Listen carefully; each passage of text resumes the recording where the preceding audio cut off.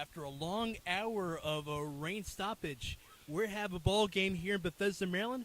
Ali here with Peyton Youse. Welcome to Bethesda, Peyton. What are your thoughts when the big train take on the Cropdusters? Yeah, definitely an atypical start to this evening, right? We get here, we hear, kind of rumblings of possible rain. We have a hour-long delay, but, vibes are high, guys. We're in there, having snow cones. We're in there watching College World Series as well, so vibes are high. I'm expecting kind of a lighthearted game.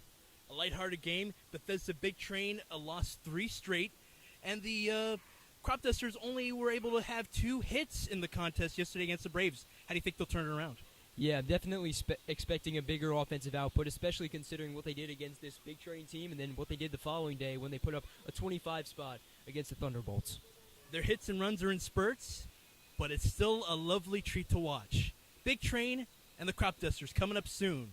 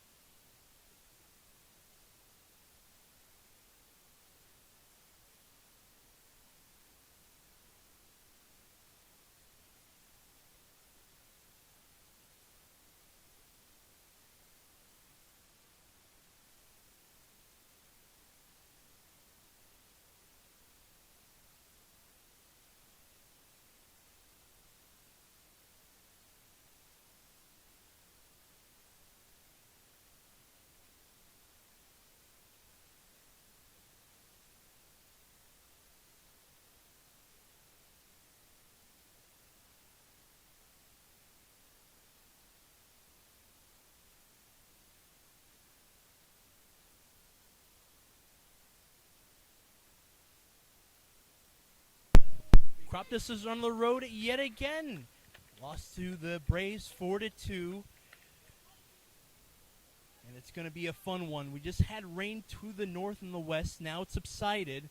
Field looks in great condition, though, Peyton. Yeah, I was very surprised. I mean, we had a very good amount of rain, but, this field has held up very well. This is a team in Bethesda that takes very good care of their facilities, and this field kind of proves that. So I'm excited. Should have a very fun evening here in Lower Maryland.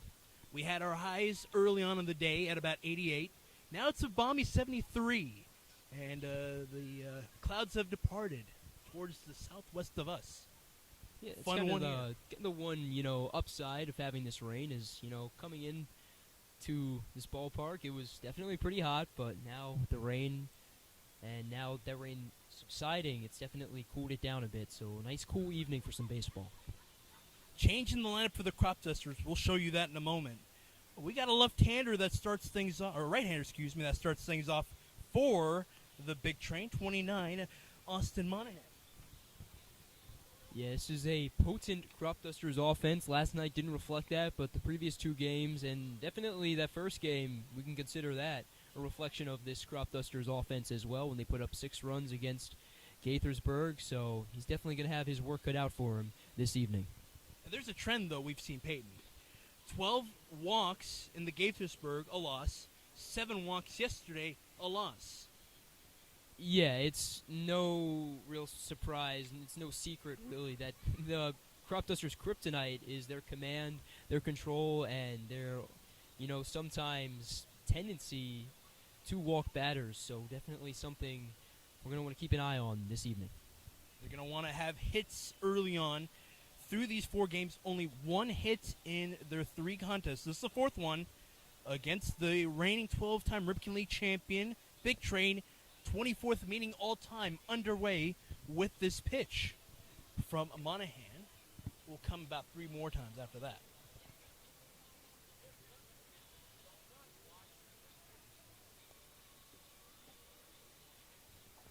Corbin behind the plate. From left to right in the infield, Logan Panett, Daniel Machado, Brennan Wright, Cassidy Carpenter, Ryan Fiscolo at left field, Jackson Mers at center field, and Will Hack at right. First base coach for the Cropdusters, Tyler Leach. Third base coach, the head man, Adam Leader. Home plate umpire, Philip Burdett, Burdett. Anthony Mayer, the first base umpire, and the third base umpire, Chad Singleton. So you see right there, Leach looking at Mayer. They shake hands. So here comes the one hitter, Melton. And on deck, Andrew Duncan will start things off.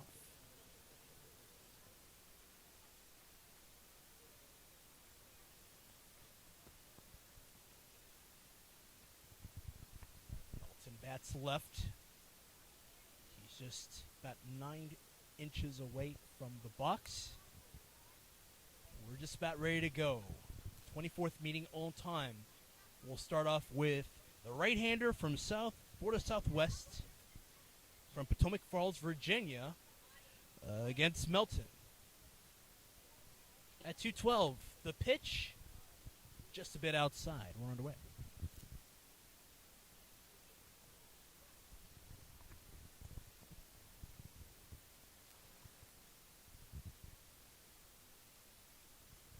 Early advantage to the batter. Going against the starting man. Painted up high and outside. Here's the lineup for the Cropdusters.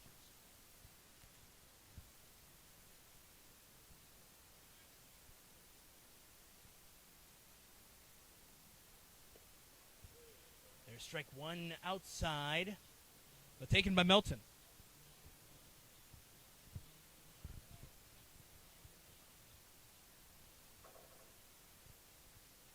1 strike, nobody on. 4th pitch from Mr. Monahan.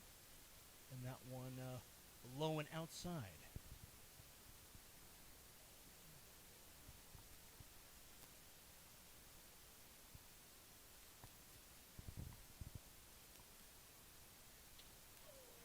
Lifted, foul to the left.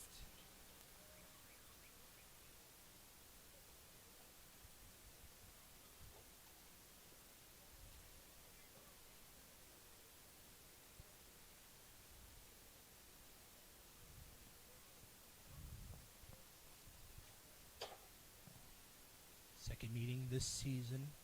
Only took the previous game 13-7.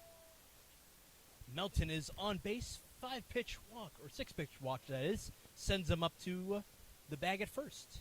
And Melton, really happy to see him in this leadoff spot. Yesterday at home, he drew a pair of walks. The plate discipline's been on full display, so kind of pays off. Comes full circle, and he gets to bat leadoff and does exactly what he's been doing the past few games, and he draws a walk. Andrew Duncan had outstanding game for the Cropdusters playing Bethesda at home. A solo shot leading things off in the 6th inning. Well, that's the 8th inning, that is. And in the 6th inning for the Cropdusters, they manage 14 runs in that inning.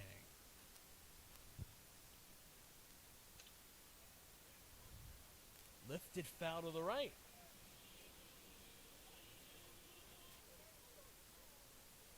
Even count for him with a man on in the top of the 1st.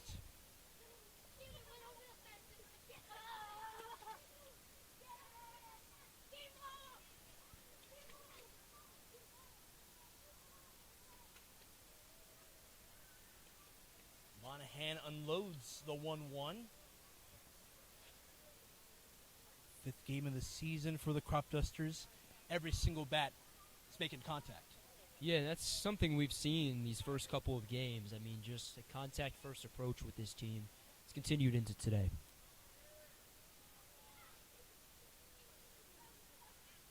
Lift to Melton at first, the base runner who got on a base leadoff walk. Start off the contest.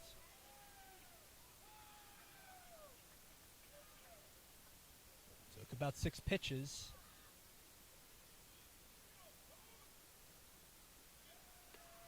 Tenth pitch will have to wait. Melton's eating dirt at first. Yeah, I think that says something about his speed, constantly checking on him over at first. That's what you're going to see in a lot of leadoff guys. Not only do they have great plate discipline, but they move very well in between the base paths and tend to have a lot of speed.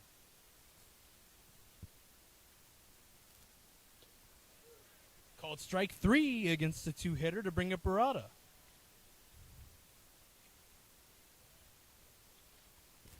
Logan Brada has been a consistent hitter in this order for the Cropdusters. In his last appearance, 2 RBI single in the top of the 4th against the Silver Spring Tacoma Thunderbolts in a 25-1 win. A man on and a man out here in the top of the 1st.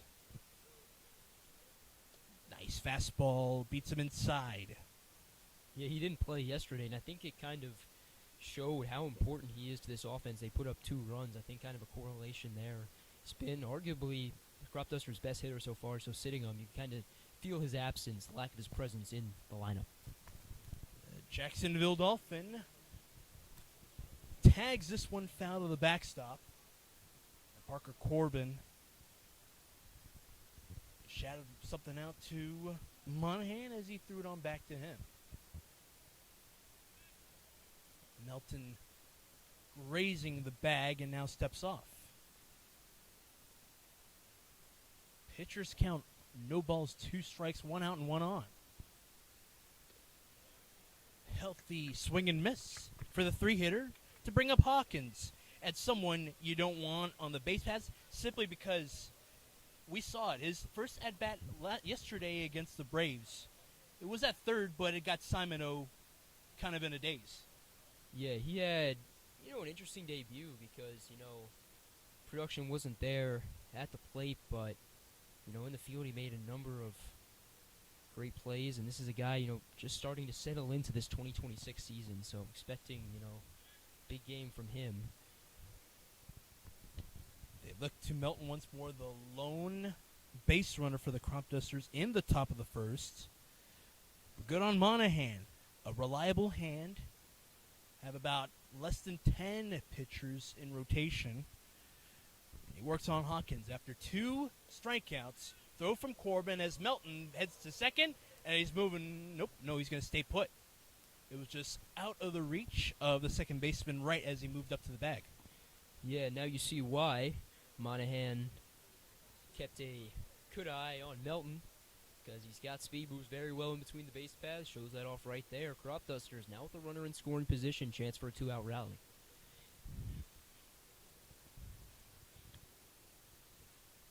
Leadoff man has the first stolen base for the Cropdusters today. The Cropdusters had 7 in the loss against Gaithersburg, trying to get back into the groove of trying to steal extra bags when they're up at whatever bag they're on. Swing and a miss that time for Hawkins, who has got a favorable count with 2 outs, 1 ball, 1 strike. Melton on. The leadoff man got on base on a 6-pitch walk. Monahan still looking at the base runner who's at second, who's moving to his right. And Hawkins is going to lift this one towards the center fielder in Mirza. Quick out for him. He had to be sure-footed there. One man stranded on. Cropdusters and the big train in the middle of the first, scoreless.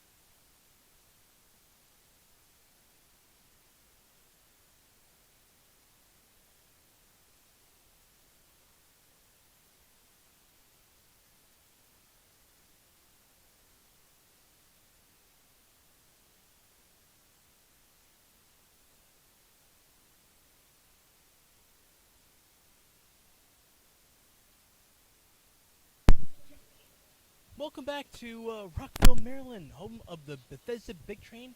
Cabin John Regional Park is set for this North-South Division.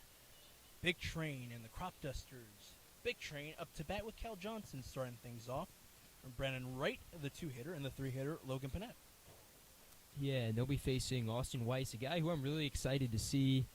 Only pitched in 7 2/3 innings at the University of Maryland as a freshman, allowed 6 earned runs, but if you go back to his high school days, he was the top southpaw pitcher from the state of Maryland via perfect game. So this guy, he's got fastball that touches around those mid-90s, did undergo Tommy John surgery, but it's a guy who still throws with a ton of heat. Strike after a 2-0 pitch.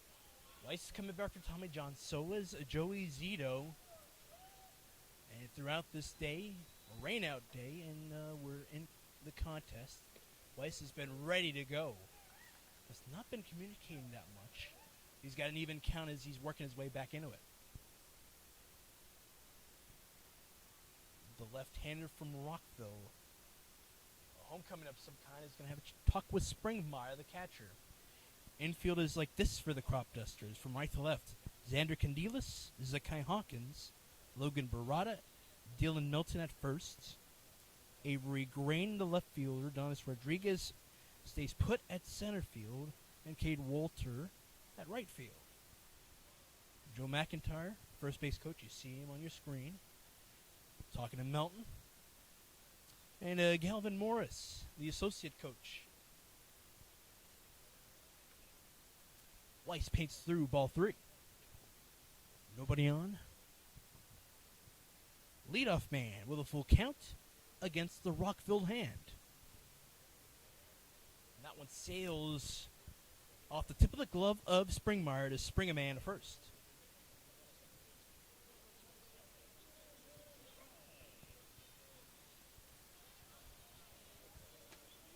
Here's Brennan Wright, one of 3 batters back on the Big Train roster from 2025. They won their 12th ever Ripken League title off of promising plays from 2 players on the team. Drew Bellis, the right-hander, who's painted through 61 strikeouts. Even though the Big Train got the most out of him, this one grounded over to Hawkins, and the throw off of his back foot. He's on the bag, Melton does, and he's out. The base runner from home to first, put out by a great play from Hawkins. Yeah, there's that defense again. Still waiting for him to settle into this season with the bat, but for the time being, I mean, he is more than making up for it with his glove. Another fantastic play from Hawkins right there.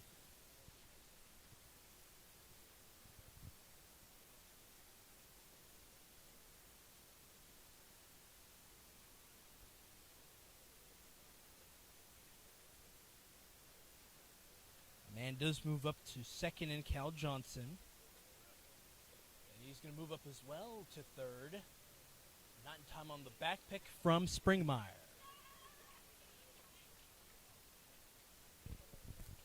Leadoff man for the Cropdusters has a stolen base, Melton. Cal Johnson, similar result for him. He's at third. Austin Weiss with a man at first.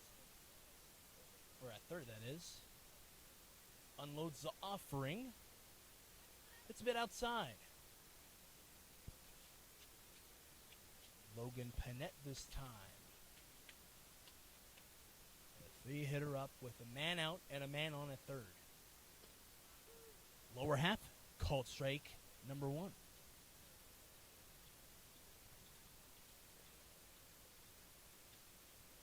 The man at third is Johnson.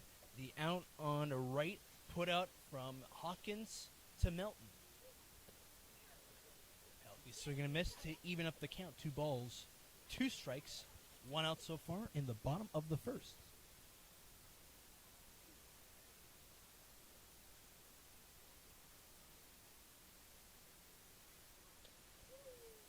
This one tagged to Hawkins. The throw over to Melton.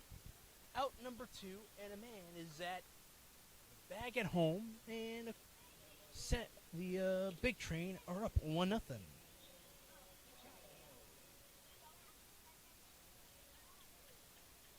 Another grounder to Hawkins' way.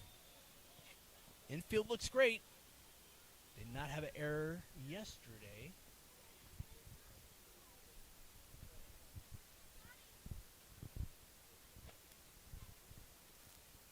The count on the 4-hitter Machado. Looped foul behind the netting. Yeah, if you go back to that previous play, a smart decision from Hawkins. You know, you have the opportunity to get the force at home, but it was going to be a risky decision. So, you know, kind of puts his head down, kind of eats it, and throws it over to first. That's a smart decision. This one over to the front of Zacandilus. And he freezes up as a man is at safe at first. Machado's aboard on an infield single. Now to Mirza, the 5-hitter.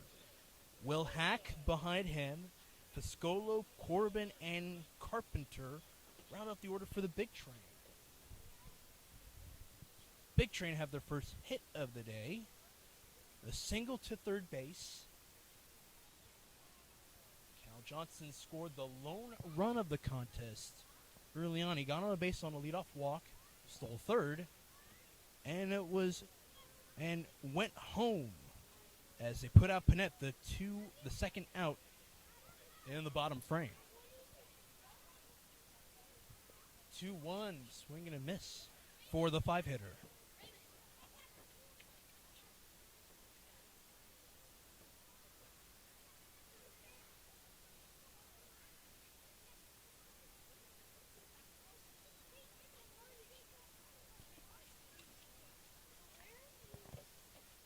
2 balls, 1 strike. 2 outs with a man on. He did not offer at it, did Mirza?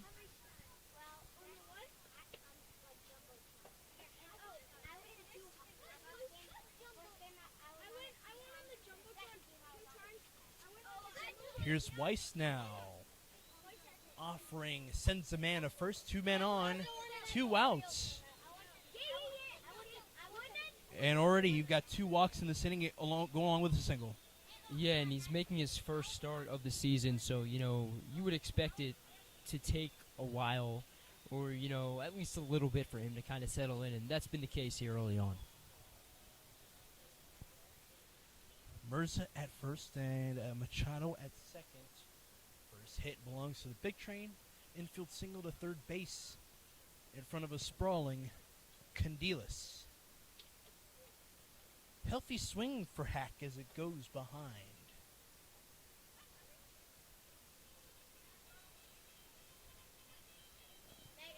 Melton back pedals.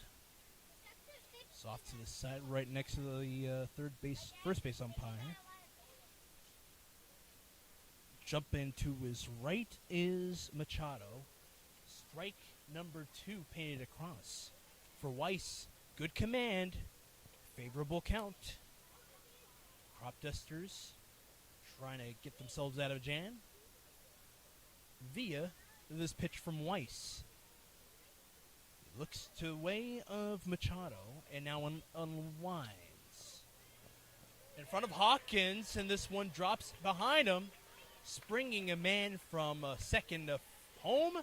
Those not in time as they were trying to get the out on Mirza. It was Rodriguez who had to step up and make the throw on over the third. Candelas. Machado scores a second run for the big train.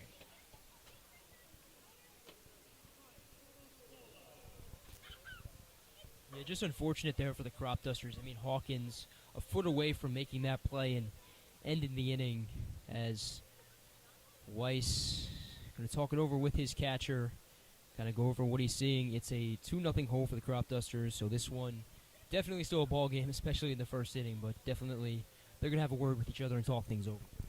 The Arizona native Springmeyer heads back behind the plates. It's a big train on top. 2 runs to no runs for the Cropdusters. They both record 2 hits as well. Weiss surrendered 2 walks, but he has a favorable 2-out scenario. Pitch up high on his first offering to the 7-hitter, nearing the bottom of the order for the big train.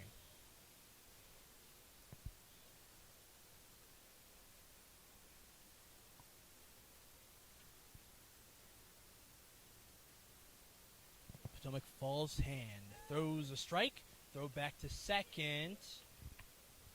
Not in time as Barada made the tag as the base runner moved up. Second stolen base in this inning for the big train. Johnson, the leadoff man, moved from second to third early on. And now Will Hack from first to second. So 2 men scoring position. Man at third in Mirza, as well as Hack. With a 1-0 count at the plate, 2 outs in the bottom of the second. The first, that is.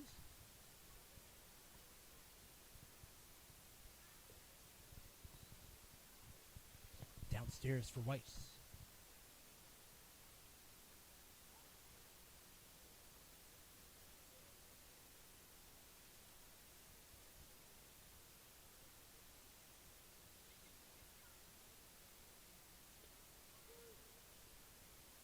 Pitch from Weiss, a fastball, even count, 2 balls, 2 strikes, 2 outs and 2 men on. In third and second, it's Mirza and Hack, who stole second base a couple pitches earlier.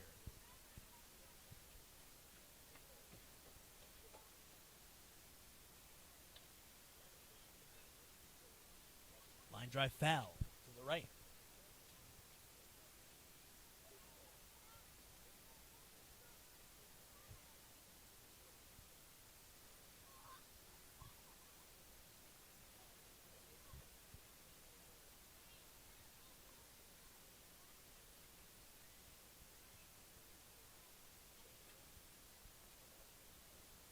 Fiscola, the right fielder, off of his bat and behind.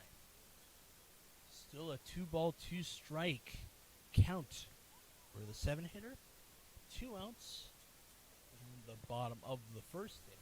It's Weiss from Rockville, Maryland. He heaves the 2-2. Inside.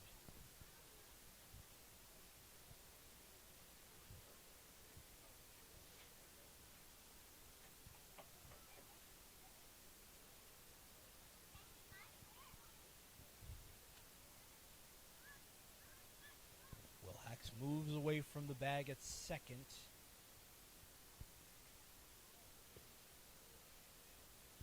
Nobody tags up on a wild pitch from Weiss. It will be a walk for the 7-hitter.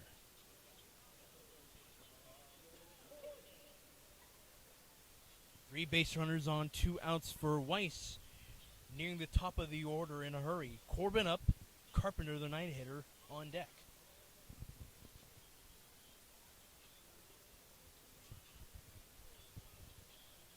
That is his 3rd walk of this inning for Weiss.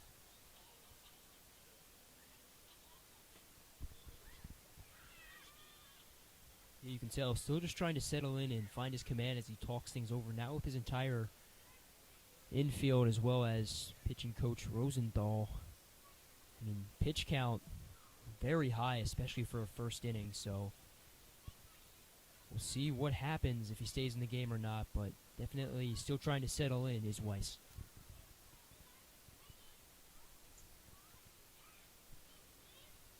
Pitch count's not up there, so how do you manage that?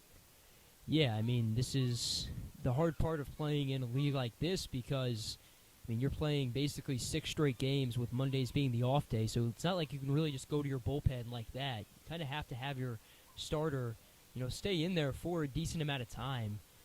We played a game yesterday, have a game tomorrow at 11 a.m., so the quick, 12-hour turnaround at that. So it's not exactly like you can just, hey, let's call up the bullpen. Yeah, Cropdusters have a number of arms, but Weiss, as you can see, staying on the mound. I think that's probably the smart decision. That should be a fun one, though. 11 a.m. game. Have you ever experienced something like that? Not for baseball, but yeah, I'm excited. After the mound visit from Rosenthal, it's Weiss who has the early command. He pumps by a strike in front of the 8-hitter Corbin, another Maryland baseball player, and another strike for him. No balls, 2 strikes, 2 outs. Bottom of the first with 3 men on. At first is Fiscolo, at second is Hack, and at third is Mirza.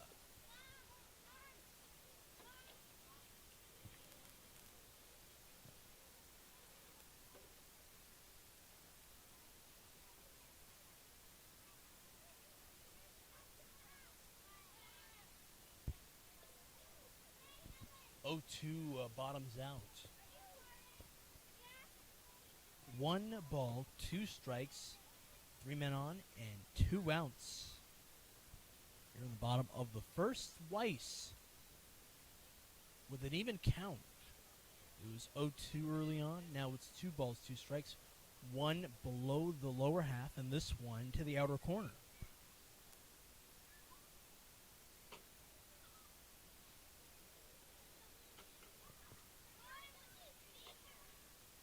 This one grazes the barrel of the 8-hitter. Did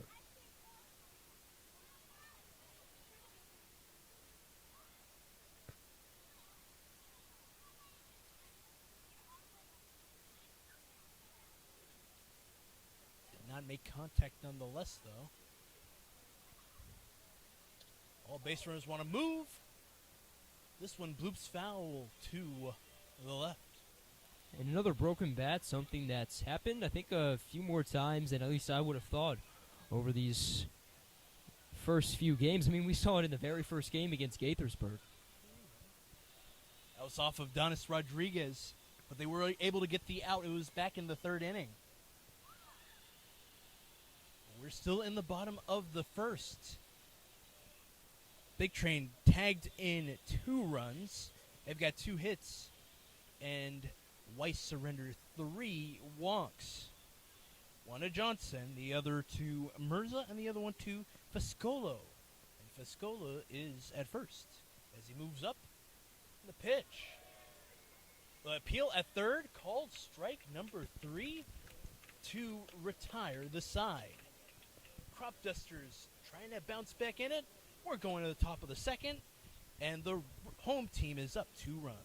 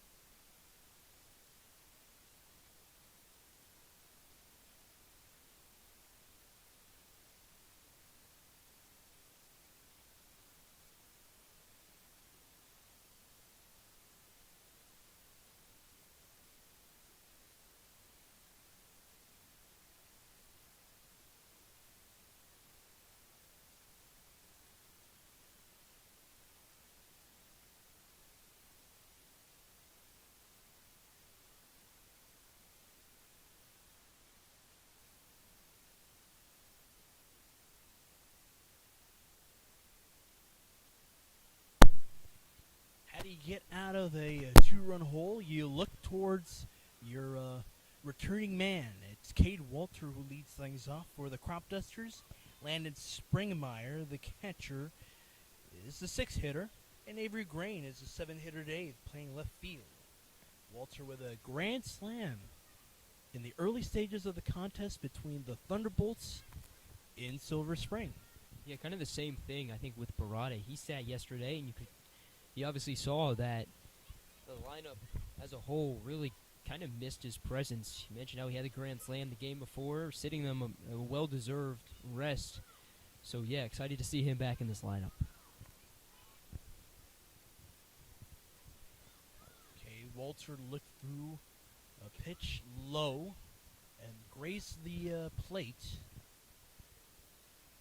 Austin Monahill's still on there. He has 2 strikeouts in the previous frame. And on his second pitch, it's strike 1 in the inner corner.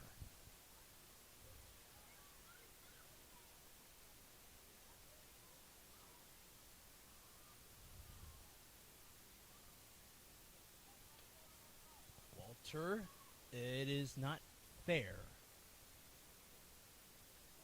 But Cade Walter has a keen sense for the play. He was just running over to first on that one anyways. Yeah, that's what you're always taught to do. I mean, from when you start playing baseball at a young age, no matter what, if that ball's kind of teetering on that white line, you just run towards first base, and he does that right there. A strike and a foul ball for Cade Walter has him down 1 ball to 2 strikes. Called strike 3 after all that. Lead man for the Cropdusters out on a pitch from Monahan. Springmeyer's back up. Yeah, Monahan definitely starting to settle into this game. I mean, 3 strikeouts his past 4 batters faced, so he's definitely in a groove early on. This will be the 6th batter he's facing. The first one was a leadoff walk for Milton. He stranded on second after a stolen base. Strike 1 to the 6-hitter.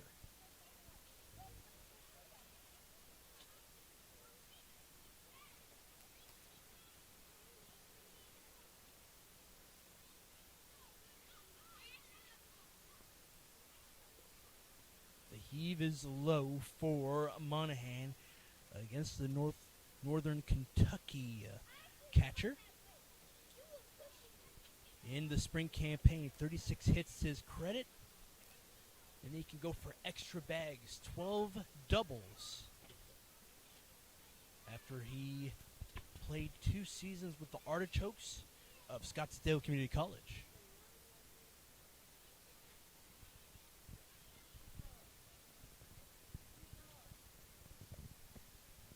Springmeyer with a favorable count. Monahan's 2-1 is dealt to the outer half. Strike 2. 1 out and nobody on in the top of the 2nd inning.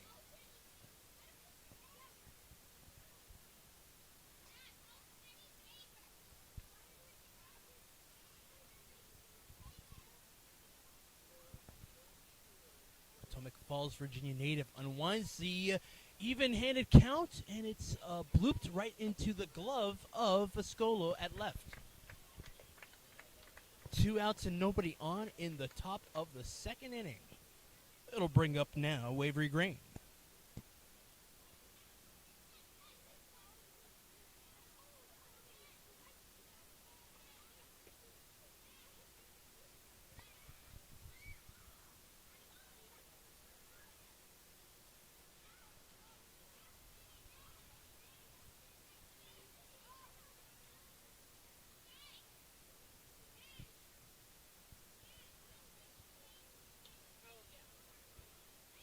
One lifted foul near the grandstand of the big train. Off to their side. It's funny, right? On top of the dugouts, you have the grandstand. It's such a nice little treat here at Shirley Povich Field. Yeah, it's not just this field. I mean, beautiful number of fields they have here. Just a beautiful facility. I mean, the big train. They should take great pride in what they have here. Very we'll take beautiful. OBGC any day. Personal bias aside, yes, we will. Yeah. Time is called for Avery Grain. He'll move up. He got hit in the lower extremities up to first. Well, a man on after 2 outs, bringing up Candelas.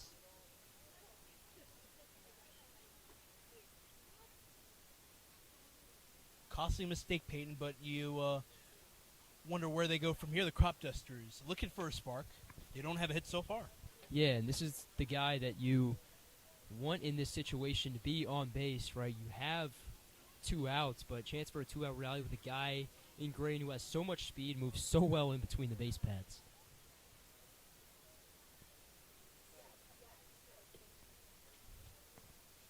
With a man on, ball pitched to the side.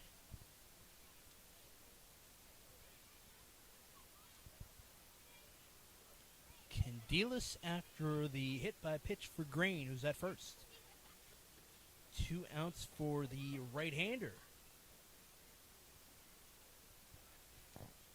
Favorable count for Candelas, the 8-hitter. Donis Rodriguez, who's mostly been the 2-hitter for the Cropdusters. He rounds out the order.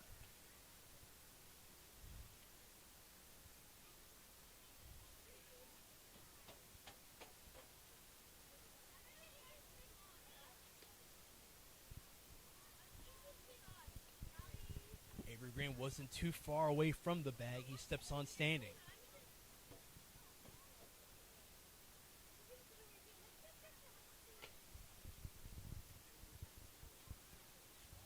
Grain moves up. He's got world-class speed. He's safe. Yeah, and that really changes things because with his speed, now he moves into scoring position. Anything hit to the outfield, I mean, should be able to score him from second with, like you said, world-class speed. Crane logs in the Cropdusters' second stolen base of the contest. The leadoff man in the first, Melton, moved from first to second. He got on a base on a walk. This one lifted for Candelas to the right side and into the glove of Will Hack. They strand a man on once more due to the big train. They're up by 2 runs here in the middle of the second inning.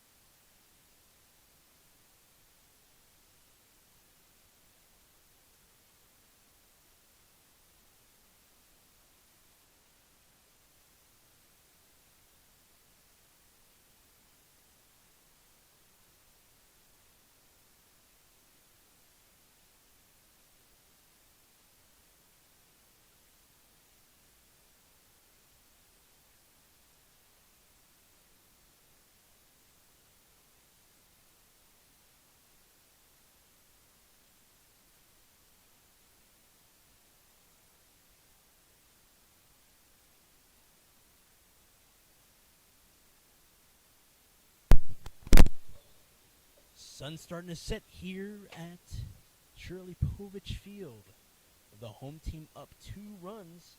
They tacked on 2 hits in the previous frame. The 9-hitter, Carpenter, is up. And the pitch from Weiss, still on the mound, misses the mark.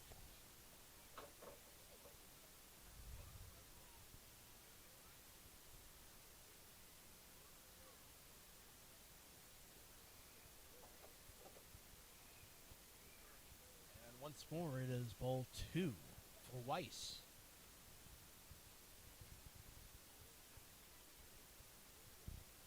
He now collects himself for the 2-0 pitch.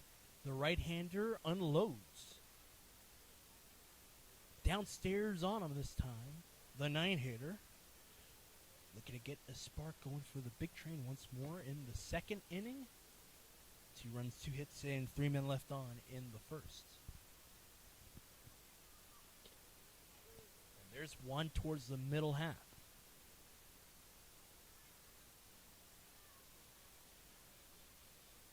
Three balls, 1 strike, and no outs in the bottom frame. Off the glove of Springmeyer, and a walk.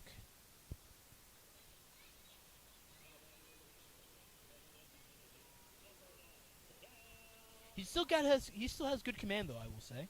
Yeah, right before he walked Carpenter, he struck out Corbin, so he's got the strikeout stuff. But yeah, I mean, that is his 4th walk. That command, the control issue, kind of poking its ugly head in the first 2 innings of this game for Weiss.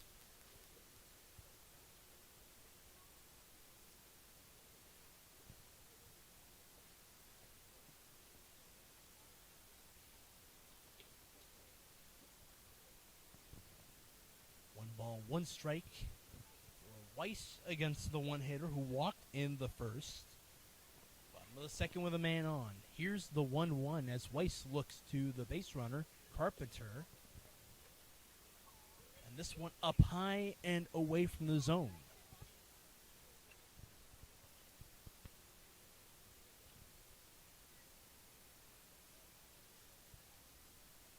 Eager to move up is Carpenter. As the pitch misses the zone once more. 3-1 is the count with 1 on and no outs.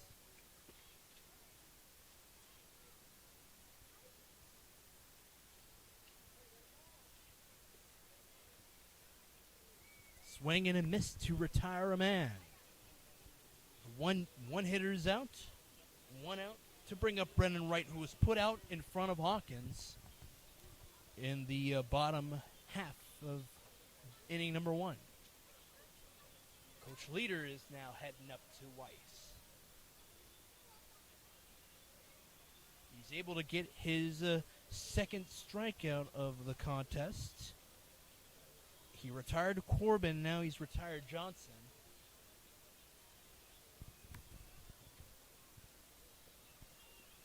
And I think it's just a matter of pitch count, for sure. Yeah, that pitch count just got shot up in that first inning. Not exactly something he can control, as make a call to the bullpen in the form of Matt Russell. But yeah, Weiss, I think he has to take some confidence with him into his next outing, right? He struck out 2 of the final 3 batters that he faced, so definitely something to build upon for his next outing. The Towson Tiger is going to lend his hand to the Cropdusters. We'll step aside.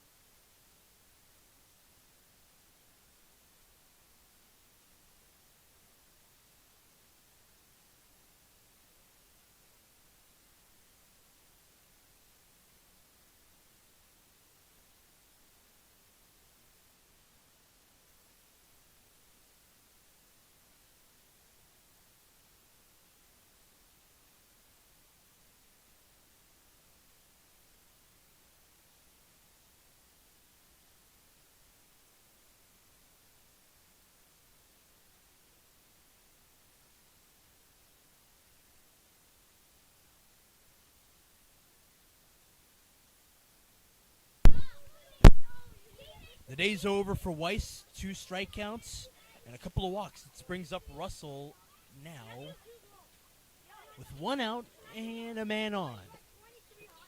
Yeah, a guy making his first appearance out of the pen this year. Started the season opener against Gaithersburg on Tuesday. Now in the bullpen, comes out. Guy who said Towson Tiger made 13 appearances as a freshman in 2026. Struggled with 23 earned runs and a .346 opponent batting average in just 13 innings, but command was an issue in that game against Gaithersburg. Definitely something he's going to want to try and change, especially considering what happened to Weiss. Weiss helped him out with 1 out so far. A strikeout against the Whithander Johnson, and Wright, the 2-hitter, with a favorable count. 2 balls, 1 strike, and 1 out. In the top or bottom portion of this inning. A lefty batter against the right-hander in Russell. Take it inside from the 2-hitter. He was put out at first. 4-3 put out for Wright in his first plate appearance. Hawkins made it all work out on his own. And a walk after a pitch grazed the glove of Springmeyer. 2 men on. Both of them on walks. 5th walk for the Cropdusters. 2 of their hands. Now the 3-hitter up.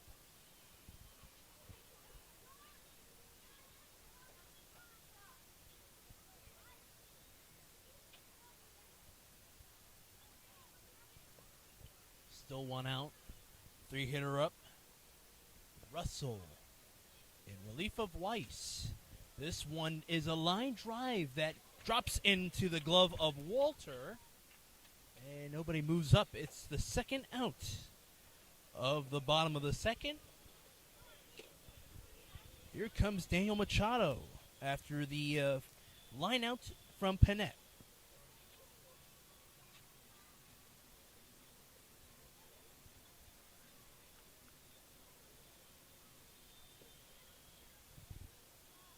Machado had the first hit of the game, an infield single to the side of Candelas at third. This one into the glove of Melton. It took a hop, and he steps on the bag with confidence and swagger. They strand through 2 on. Cropdusters still down by 2 runs. Defense looks very sharp. Going into the top of the frame in the third.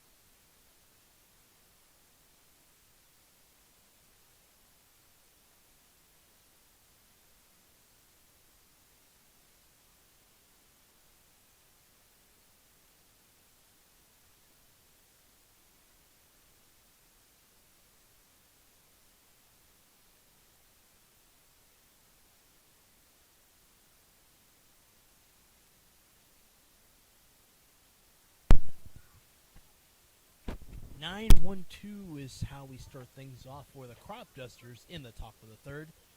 Donis Rodriguez, who was the 2-hitter yesterday, put out in 2 of his 5 at-bats. He's going up against Monahan, who's got 5 strikeouts scattered through 2 innings of action. Donis Rodriguez lets it sail to the outer corner. And I know we always talk about Rodriguez's versatility in the field, how he can play the infield, also the outfield, shortstop, center field, what have you. But now we see his versatility in the batting order. He's hit as high as 2. Now he's hitting 9 tonight.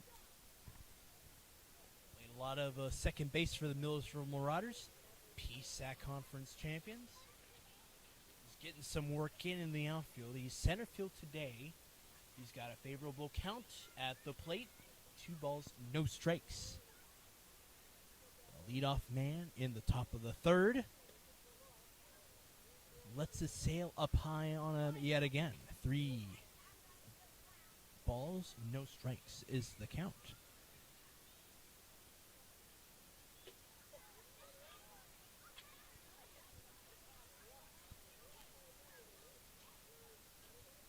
Strike eventually is pumped across Rodriguez.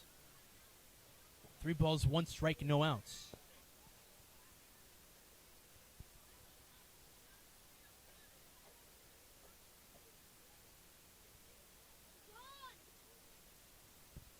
And Rodriguez is moving up to first.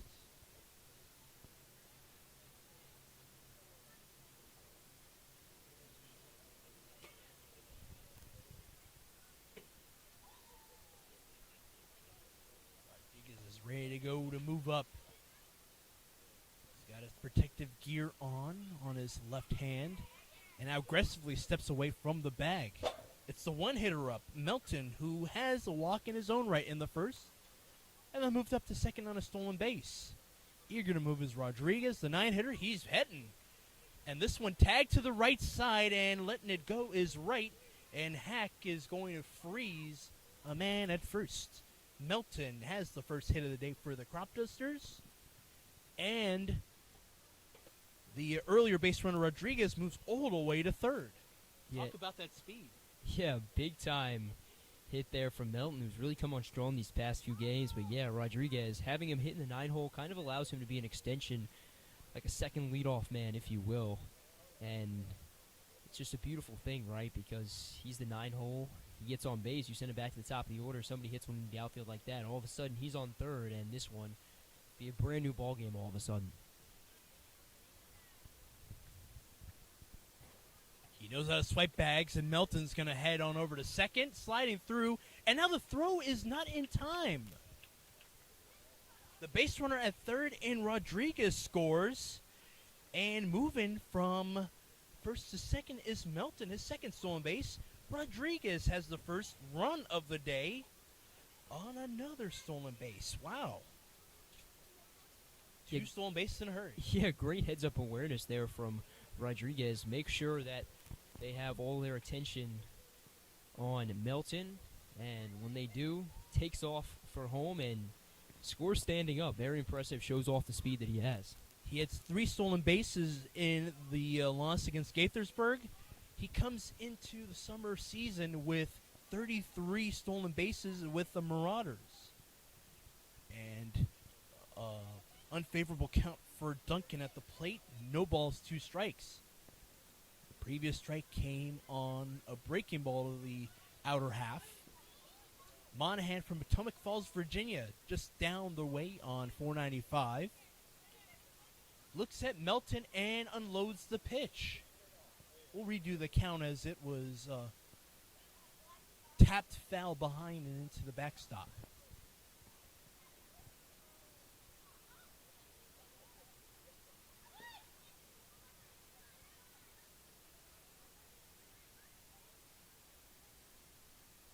Cropdusters cut the lead in half. They're down by 1 run. They've got their first hit of the contest via Melton. The appeal at first on the pitch from Monahan. The count's 1 ball, 2 strikes.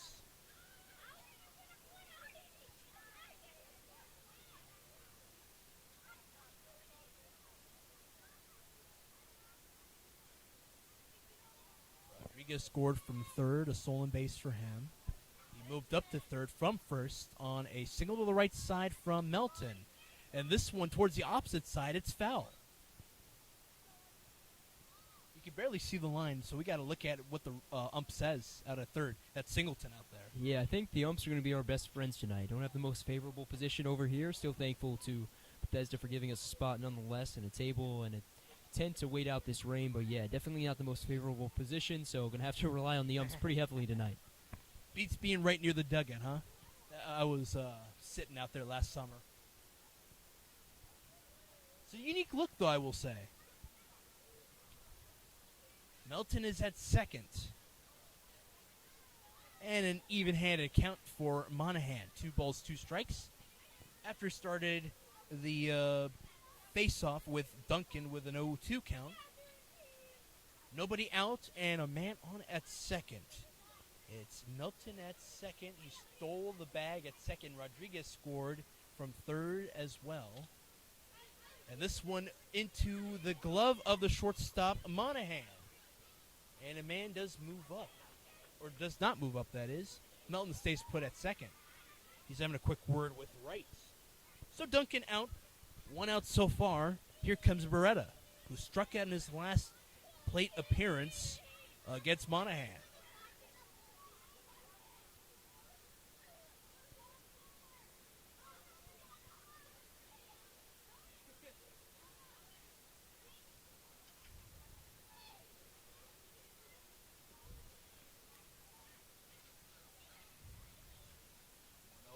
here.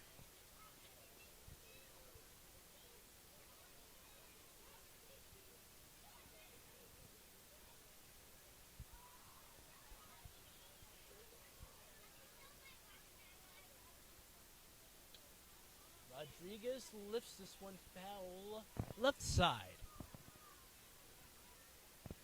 Just away from the seating area of this home crowd in Shirley Povich Field. Inaugurated in 1999 here at the Cabin John Regional Park.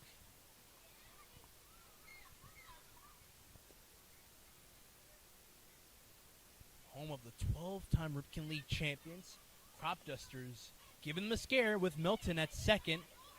1-1 the count. And this one opposite side foul for the three-hitter Barada.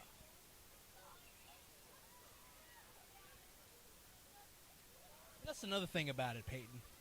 When you still make contact and it's foul, you put yourself in a bind. Yeah, but if nothing else, right, it just drives up that pitcher's pitch count. That's the way I kind of look at it. It's twofold: glass half empty, glass half full.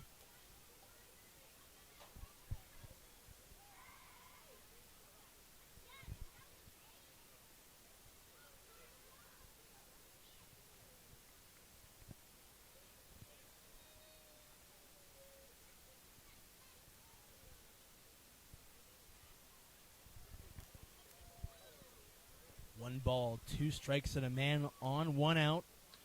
The pitch lifted in the air, and this one towards shallow center. On it is Rod. Nope, it's on it's Mirza. Out two. Melton. Last two outs, he's not moved at all.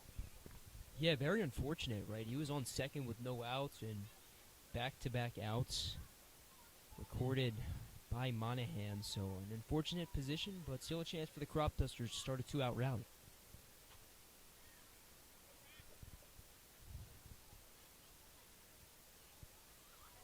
The base runner recorded the first hit of the day for the road team. A single up the right side. Nice breaking ball there for Monahan. Just misses it outside.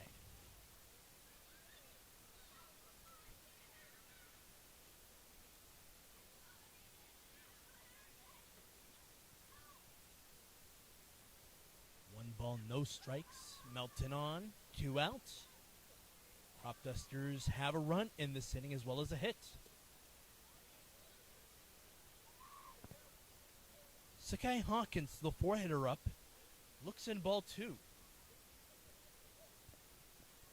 He flew out to the right center field side into the glove of Mirza, the center fielder.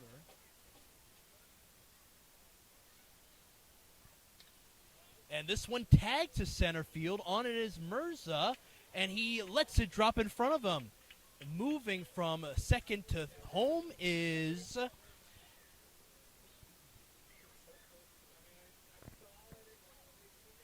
Milton.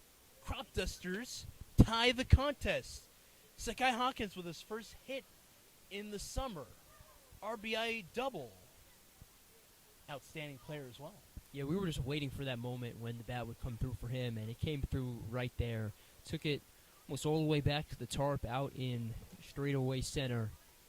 Guy with so much potential. He's got a ton of pop in that bat, shows it off right there. Bat finally comes through for him, and in a big way. This one's all knotted up at two apiece. Hawkins is looking for quality at-bats before he joins the Lobo squad. A new commit for the University of New Mexico. He's on at second. 0-1 the count at the plate for the five-hitter Walter, who also can knock it out of the park in his own right.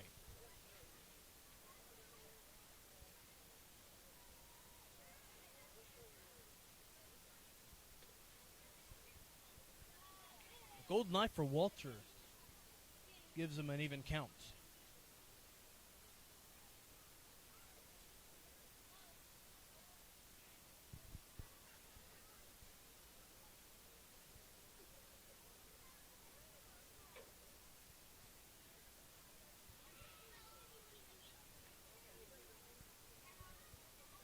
Strong meeting for Parker Corbin as well as Monahan.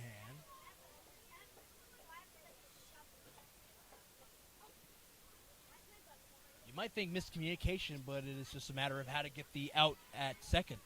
Yeah, all it takes is one out, but I mean the second inning has been drastically different than that first inning. I mean he was really settling in 3 Ks, and things are just different now, trying to find a way out.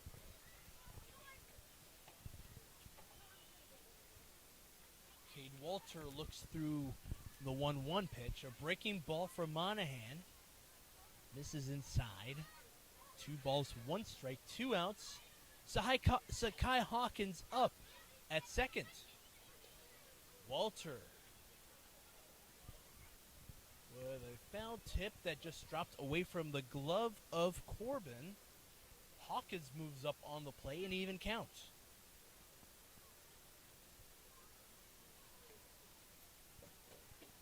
The count's now 2 balls, 2 strikes.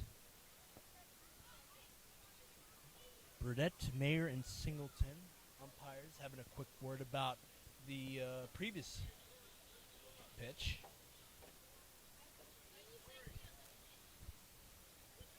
Leader seems to be pleading his case somewhat as Hawkins moves back to second.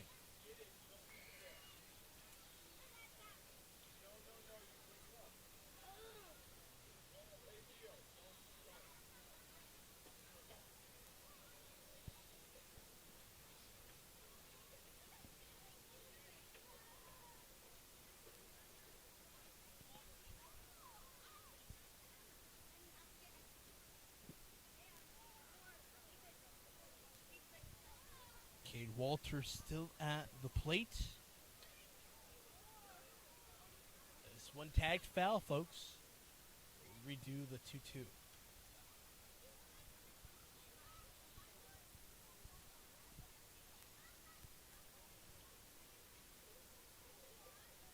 Monahan allowed 2 hits and 2 runs in this inning for the Cropdusters as they climb their way back into things. To his credit, he's got 3 strikeouts on the day.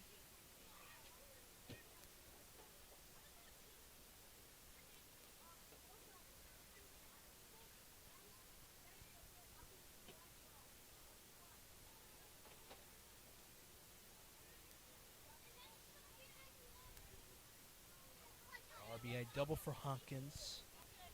Single up the right side for Melton. Rodriguez scored from third. Melton scored on the RBI double from Hawkins. Pitch goes skyward for Cade Walter. 3-2 the count. 2 outs and a man on.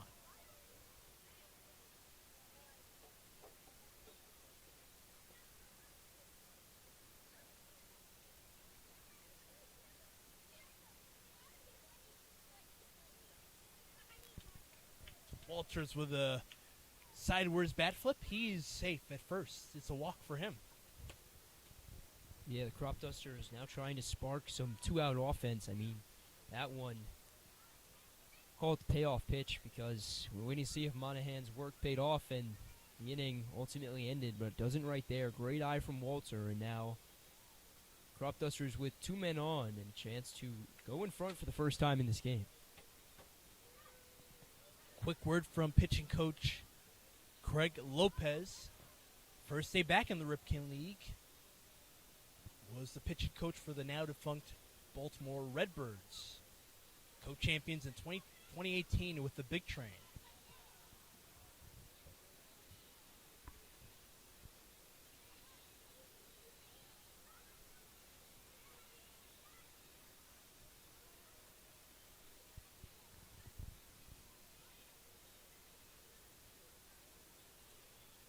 Not yanked, so that means they have a lot of confidence in him.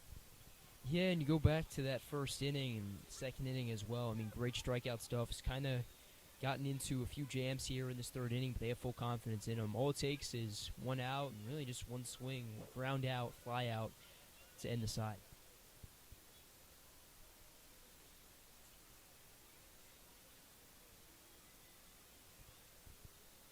because we mentioned that he just handed the baseball off. So looked like his day is done. New pitcher on. We'll step aside.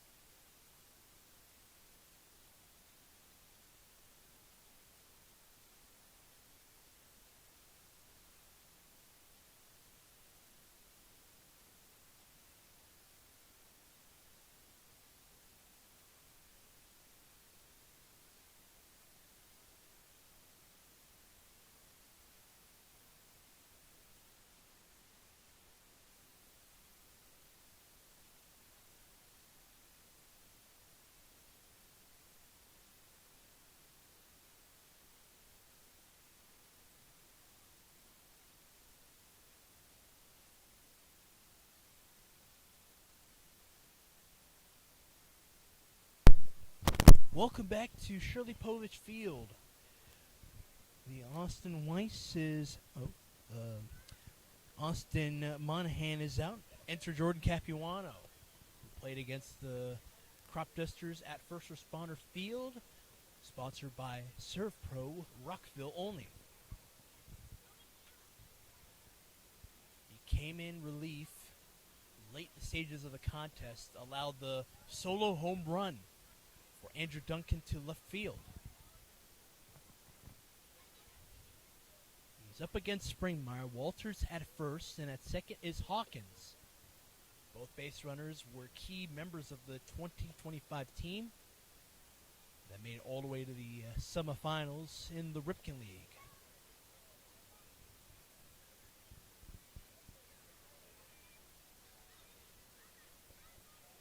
The Northern Kentucky batter against Capuano in his third season in the Ripken League. Gets him to bite on the 1-1 pitch. 2 outs. The score is 2-2.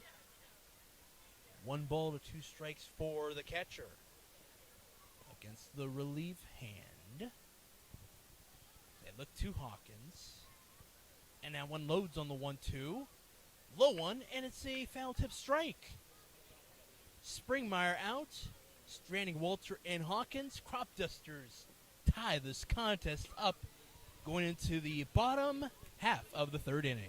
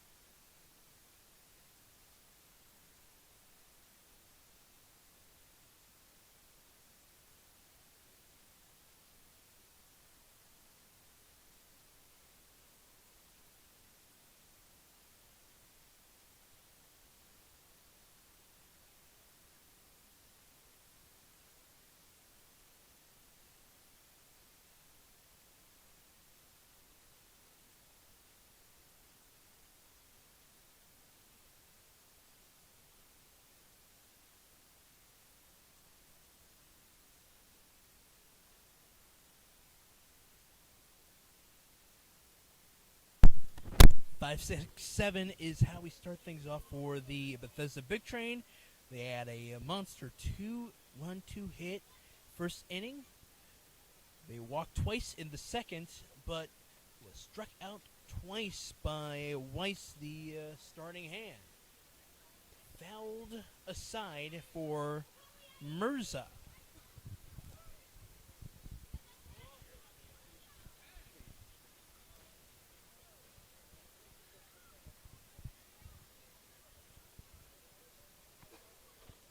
Mirza walked in his first plate appearance. Second plate appearance is against Russell.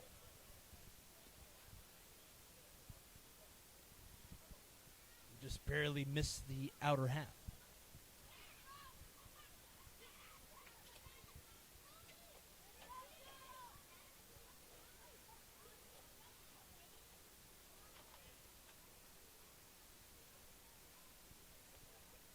Russell, 2 balls, 1 strike against Mirza.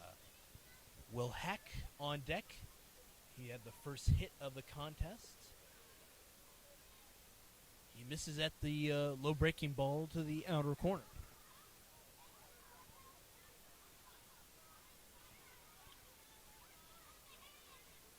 Lively crowd in Shirley Povich Field. Contest is all knotted up. Called strike 3 for the leadoff man. Good on Russell to get his first strike out of the contest. Yeah, came in, allowed that walk, so definitely wasn't the strongest start, but hopefully that strikeout kind of allows him to settle into this game.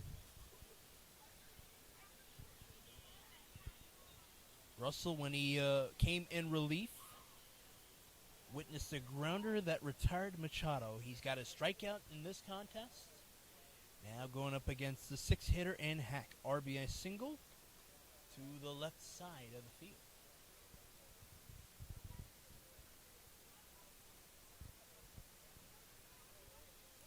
1-0 the count at the plate for Hack. Right fielder makes contact and it goes foul.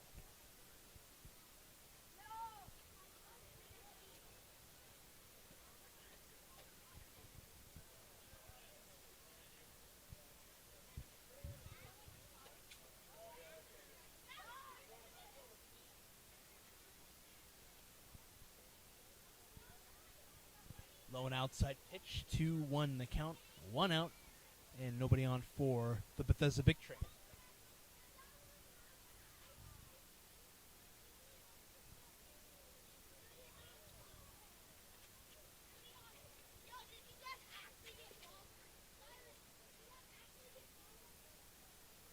Senators count 3 balls, 1 strike, 1 out. Bottom of the third inning, strikeout 1 for Russell. Mirza looked it through.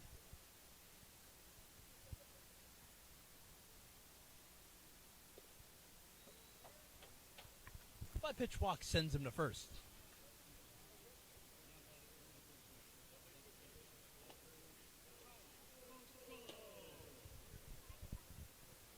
Now to Ryan Fiscolo, who has a walk in his own right.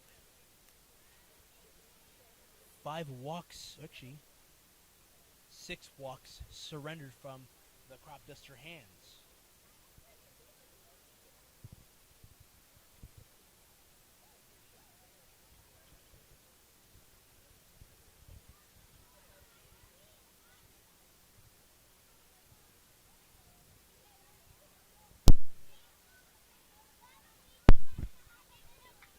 Russell unwinds, and a man moves up to second. It's Hack.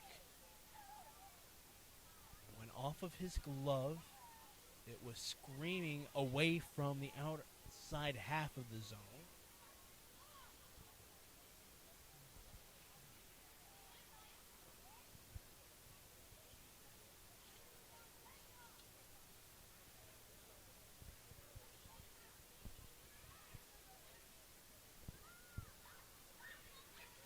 Russell looks at the base runner, Hack, and unloads the sizzling fastball upstairs. It's an even count, 1 ball, 1 strike.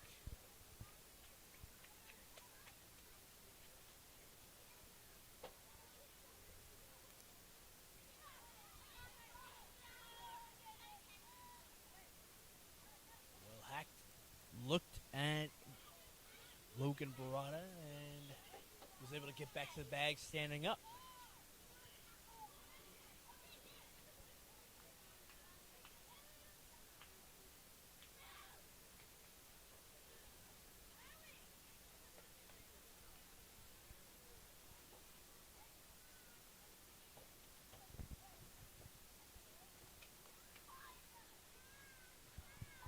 A pitch for a spring iron.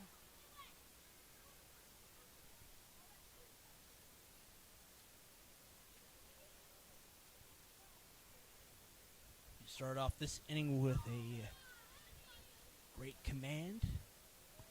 A couple of pitches just misses the mark. He's trying to get back into it now. 2-1 the count with a man at second. 1 out so far for the big train. Broken back right in front of Hawkins, and it's going to find its way into the outfield. Base hit. Runner moves from second to third. And Fiscolo has a hit up the left side. Yeah, he's had himself a strong game. Started off with the walk, now gets the atypical broken bat single. So he's hitting 7 towards bottom of the order, but still good production from him nonetheless.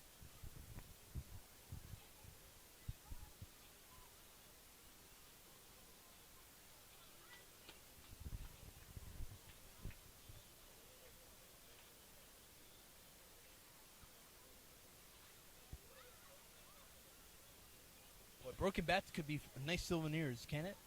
I mean, can we talk about how far that traveled? That traveled past the infield into the outfield grass. I mean, for a second, it was traveling further than the ball.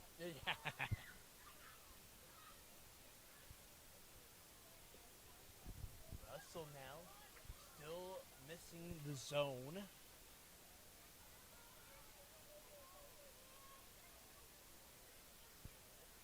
Fiscolo at first, and at third is Will Hack.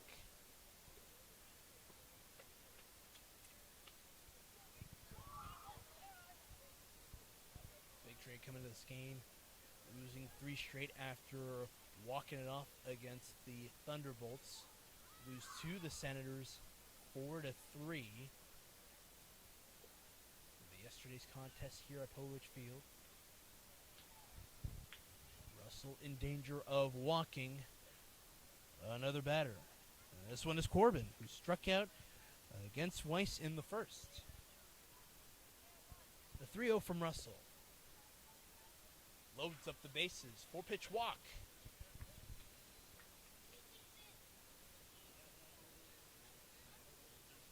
walks to go with a hit. Fiscola at second. At third is Hack, and at first is Corbin. Yeah, as Russell talks things over with the infield, I feel like I kind of jinxed him. I said after he struck out Mirza that it would kind of allow him to settle into this game, but since then he's allowed 3 straight guys to reach base, 2 walks and a single, so definitely not ideal. Rosenthal with a quick word just to settle him out.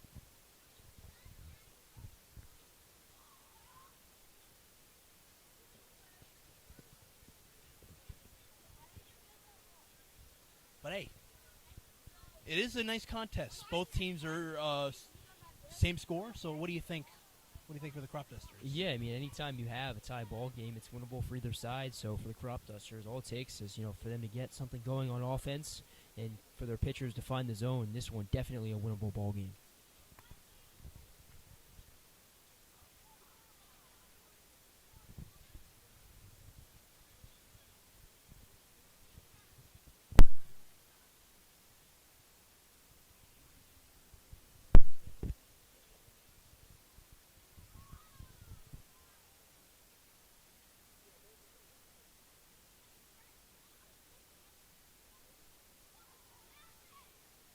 Casey Carpenter with the all the bases occupied. Looks through strike 1 for Russell. Settling back on the rubber.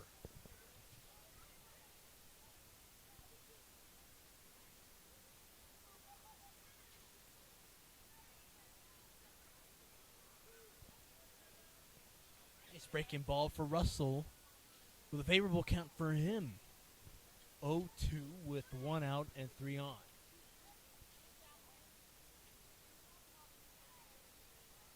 Versus Gamesty, pinch running for Corbin.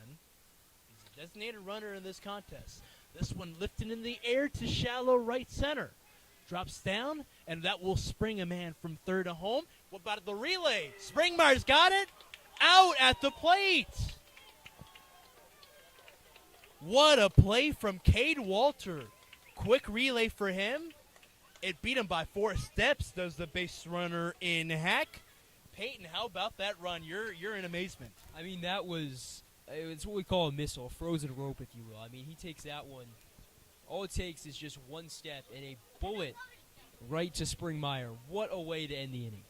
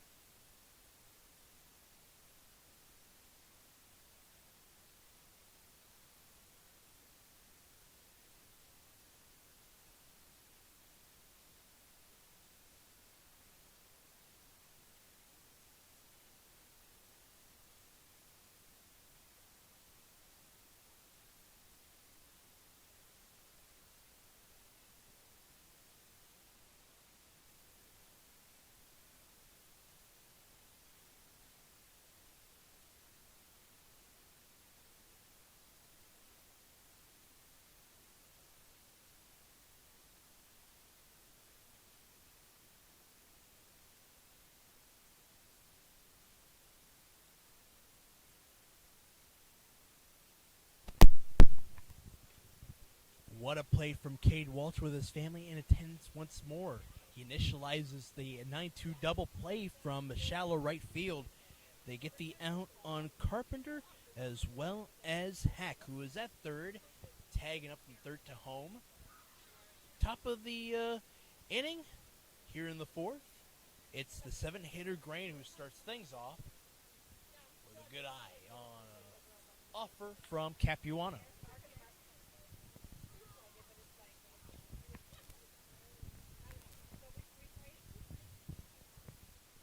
First offering one.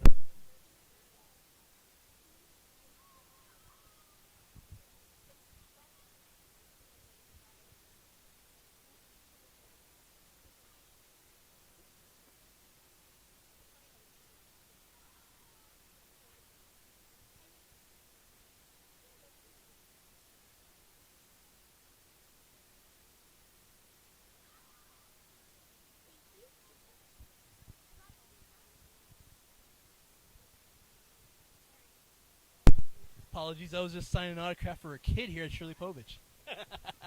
Nonchalant, just had to step aside to sign an autograph. That's how it is. Life of a broadcaster. Well, I've never had that before, but I'll take it. I've had a first pitch last year. That was great. But at the plate, 3-0. This is what's more important. What's on the field? 3-0 for the 7-hitter in Grain.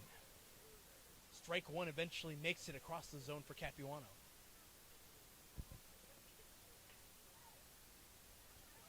I just can't stop thinking about Cade Walter's double play. I mean, that was a thing of beauty. That was incredible. We also have a 10 up here, so I was trying to see where that ball was going to land. Was it at center? Was it at right? They got to lean in, yeah. Even count at the plate, though, nonetheless, for Grain. Hit by pitch in the second. Towards his elbow, stranded on base, the only one stranded on in the second. Capuano unloads the full count pitch. Upstairs, and Grain is aboard at first.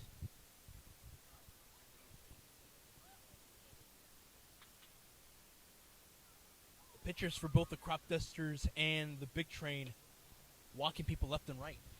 Yeah, but for the Big Train, didn't really happen until after that first and second innings. Because, I mean, first 8 batters, they just allowed 1 walk. But since Rodriguez hit for the first time, issued 3 walks. So it's definitely become an issue as of late.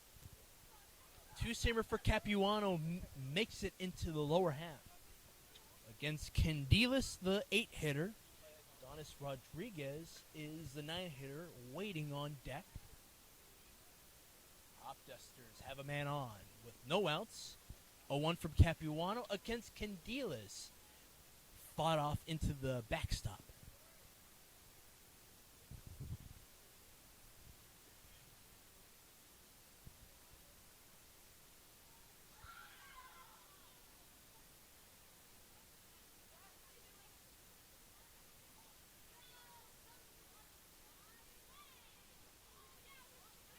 Candelas down in the count. 0-2.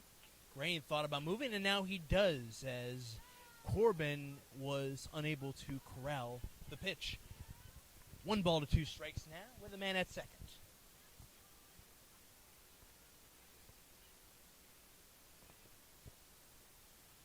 Pass ball for Corbin sends Grain to second.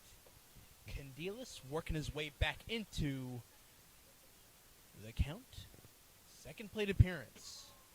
Flew out to right field and to the glove of Hack, who took about 5 steps, angled, and then stepped forward to make the connection. Ready at the plate is Candelas. Ready on the mound is Capuano. He looks to Grain for a moment. 2 moments, that is, and now unwinds. Off the side of the barrel.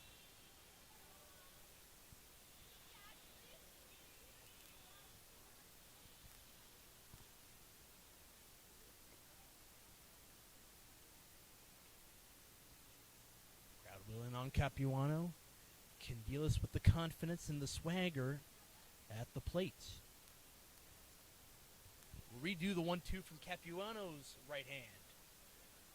Grain thought about moving. It'll go down his ball 2. 2 balls, 2 strikes, no out, and a man on at second. Yeah, he definitely wanted to go. It wouldn't have been the smart decision, but I mean, if anybody could have made it, it would have been him. There you go. Bremen loves the play going on at the plate.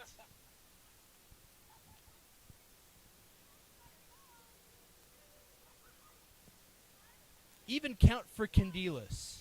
And Capuano allowed a walk in this inning.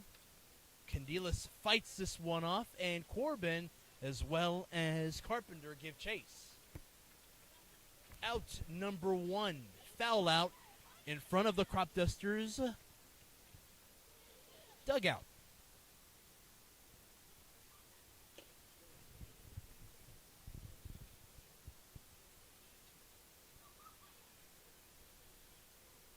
The 9-hitter Rodriguez is back up. Phenomenal base running in the 3rd inning. He walked to first and then stepped up to 3rd on a hit from Melton and then stole home plate. This one to the glove of Carpenter. The throw has Grain in a pickle now as it is Corbin. The throw back over to the third baseman in Panett. And the out recorded from the pitcher in Capuano. 2 outs as Rodriguez moved up to second.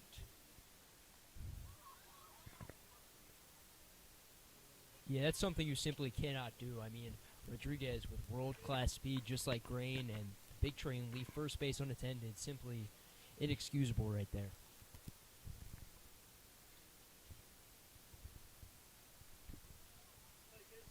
It's a 3 to 5 to 2 to 5 to 1 put out at third, and a man on at second.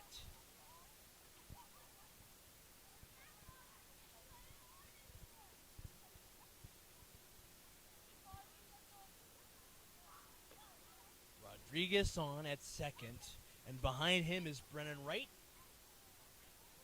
Seeing if Capuano and him could get the third out, but instead they will just throw it on over, and Rodriguez is at third now. Pitch went behind the catcher in Corbin.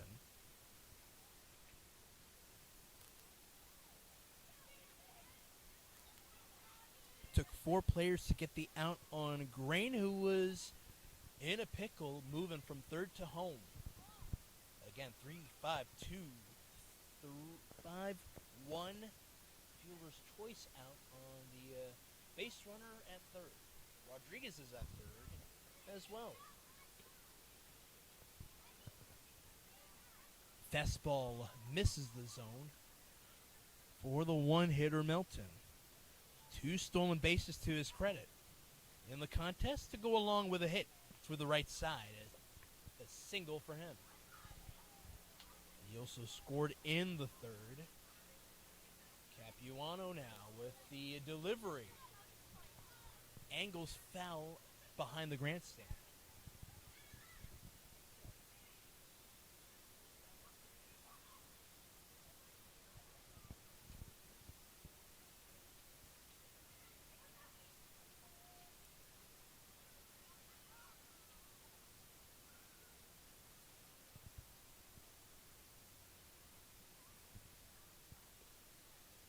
Pitch upstairs for Capuano against Melton.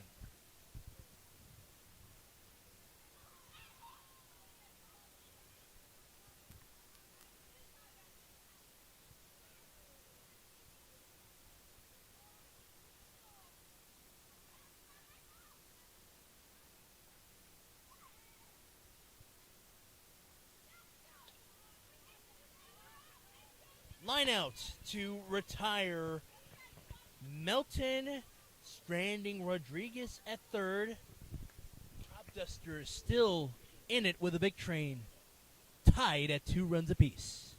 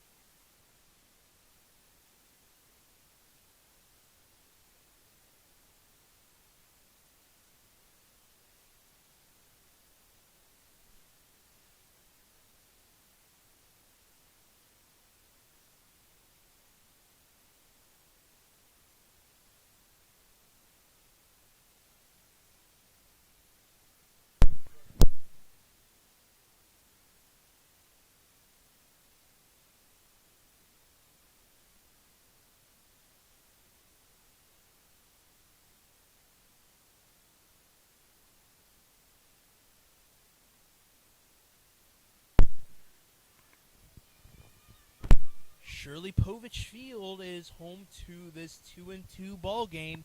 Cropdusters strand a man on in the earlier part of this inning. Cal Johnson starts things off. The one-hitter leads things off. 2 plate appearances struck out against Austin Weiss in the second inning.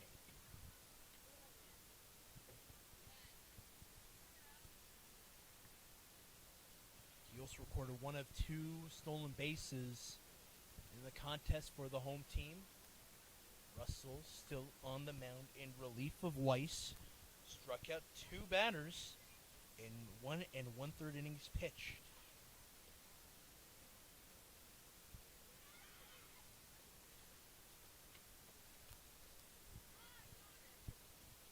Three pitches so far for Russell. 2-1 the count.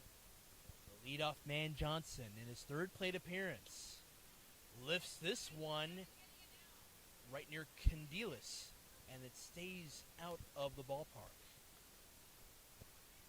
Foul ball. 2-2 the count.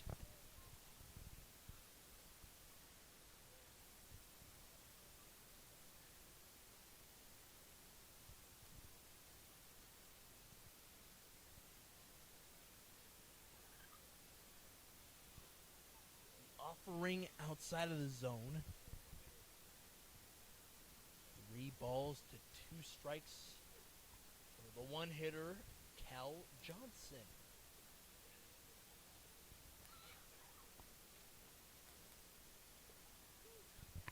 Strike called 3.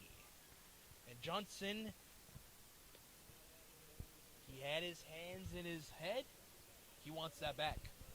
Yeah, definitely one he wants back, as I'm sure a lot of baseball players have, a few plays or many plays they want back. He has his right there. It is the 2nd strikeout recorded for Matt Russell in relief of Weiss. Both of them came on the first batter face in these 2 ensuing innings. This one to start the 4th and the other one in the bottom of the 3rd inning. First offering went outside for Brennan Wright, who walked in the 2nd, stranded on base. Put out at first. Hawkins was able to corral the grounder. Nobody on and 1 out. Knotted up at 2 runs apiece for the North Division rivals. And the Russell pitch scrapes the out inner half, that is. Left-handed batter. And the 2-hitter right awaits the 2-1 for the 3-2-0 pitch. 3-1 is the count.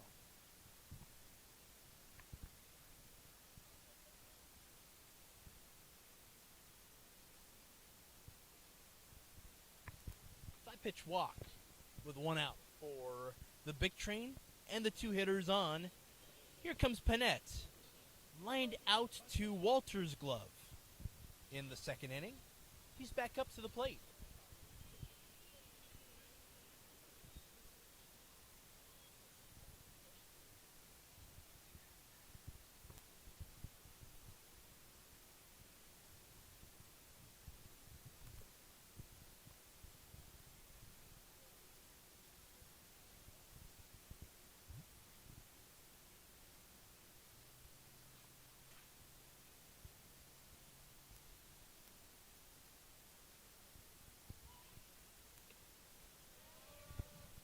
Went around it, the 3-hitter Panette. 1-1 the count. 1 out and a man on.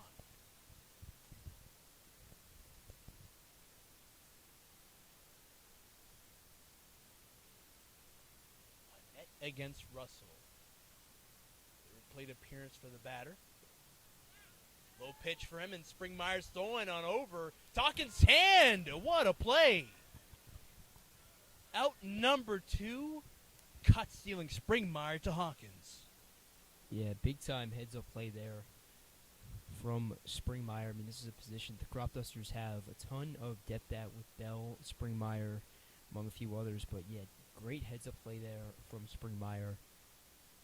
And just like that, Russell, after allowing that walk, 1 out away from getting out of the inning.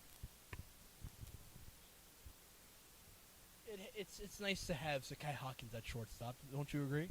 Yeah, I mean, just in the 9 innings he played yesterday, and not even 4 he's played today. I mean, he has made a number of highlight plays. Another walk for Russell.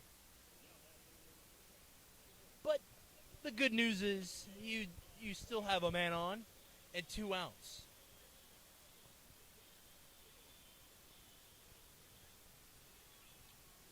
Daniel Machado, an infield single in the first. This is his 3rd at-bat. 1 for 2 today. Big Train have 3 hits on the contest. They had 2 in the first, 1 from the man at the plate, who's down 0-1, and the other hit was an RBI single to bring him in, Machado from third.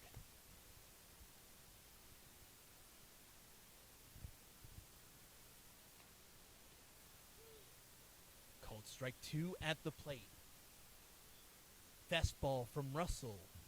Inner half it goes.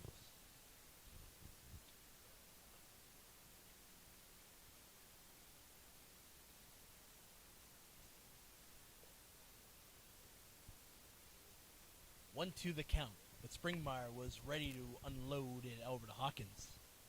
Yeah, you can tell, the 2 of them just trying to find that one pitch to get out of the inning.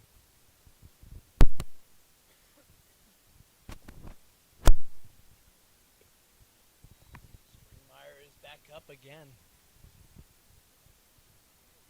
But Burnett kept moving to his right, and at the last second, as Springmeyer sprang up. Go figure. He went back to the bag. This one tagged foul for Machado. Keep mentioning in the broadcast, Cropdusters given contact on a couple of pitches that they've seen, testing the pitchers. Now they do it with Russell, the Big Train batters do.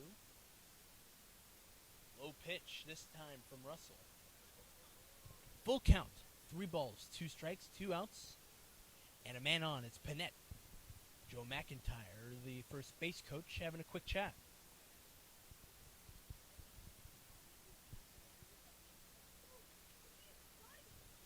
Bottom of the 4th is like this. Matt Russell in relief of Austin Weiss. He's got 2 strikeouts in the contest. 1 against Mirza in the 3rd, and then the leadoff man Johnson here in the bottom of the 4th. A man on and Panetta as he moves up. It's a walk nonetheless. 2 men on, 2 outs. That'll spring up the 5-hitter Mirza. Yeah, a deflating walk for Russell, because that only is at the 3rd straight walk he's issued. 4th in 6 batters, but also he had the count at 0-2, and then just 4 straight balls will likely end his outing, as there is some movement in the bullpen for this Cropdusters team.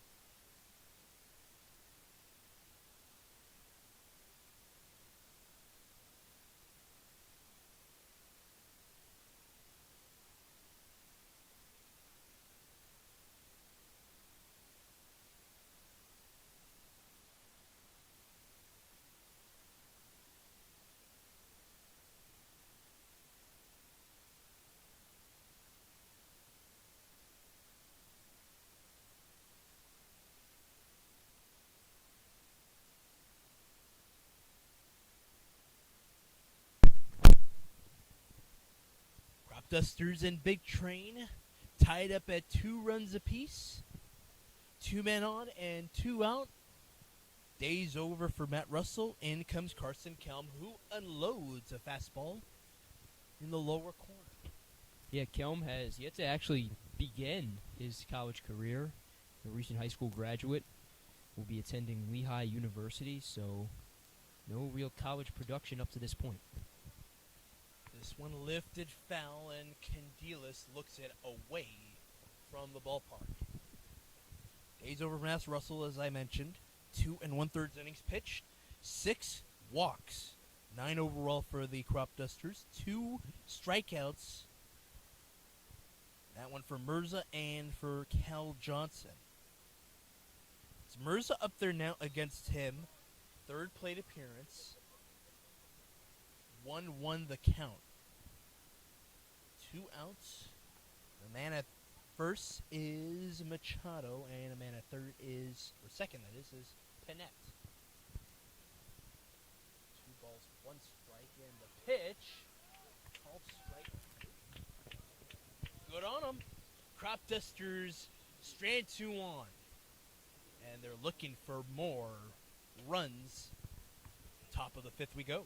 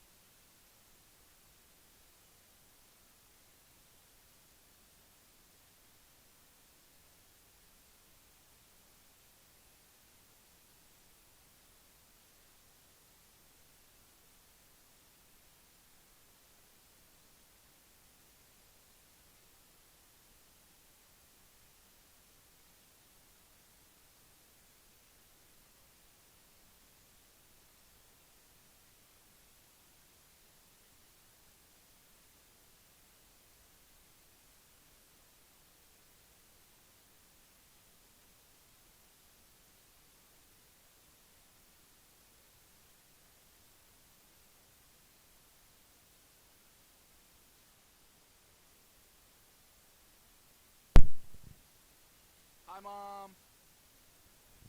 Hello to Mrs. Bell at home. Thanks for tuning in, Mrs. Bell, and everybody else enjoying the Cropdusters Baseball Network. My name is Ali, and my colleague today, Peyton Youse. Peyton, you enjoying your time in Bethesda? Yeah, it's a beautiful ballpark. Almost went to field number 2 over there when I got here. Then made my way over here to field number 1, Shirley Povich Field. But yeah, beautiful, beautiful atmosphere. The Big Train should take a lot of pride in this facility. It's very nice.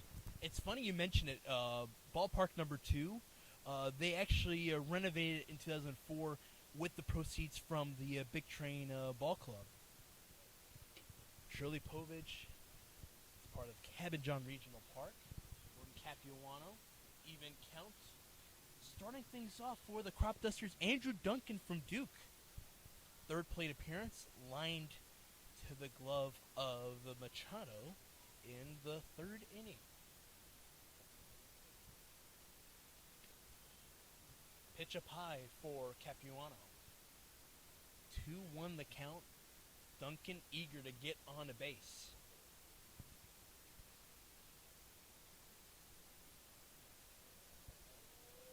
He had an incredible game at First Responder Field, presented by Surf Pro Rockville Olney. He fights that one off.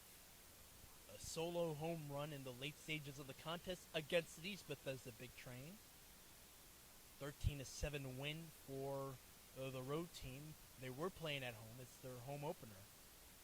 And that was a fun experience in its own right. Yeah, a ton of fun. It was kind of, obviously you've been in this league for 3 years, but it was definitely kind of, my, I don't know, dipping my toes into the water of just how fun and exciting this league can be.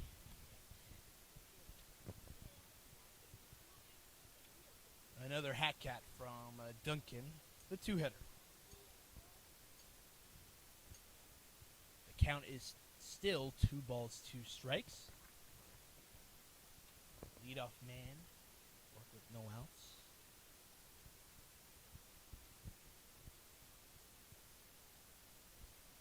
And he bats standing up. Ryan Boma has the most unique batting position. Sort of leans his right shoulder closest to the catcher. Yeah, he's got an interesting one. I think Dylan Melton also has an interesting one. He's a lefty, but that right heel just comes pretty much completely off the ground. He's not flat-footed. Yup.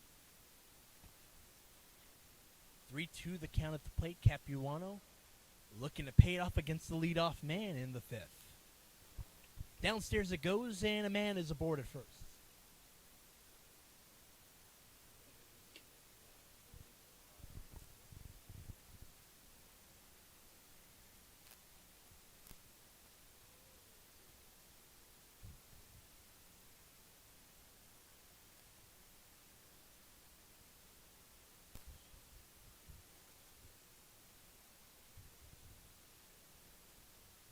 Duncan on, Beretta at the plate.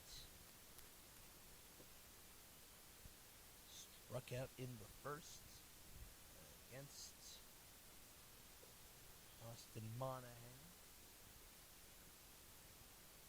Pitch upstairs for Capuano, the reliever.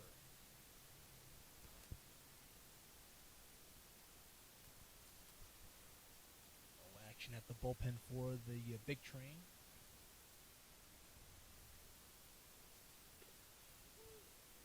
Fastball makes contact in the middle half. 1-1 the count.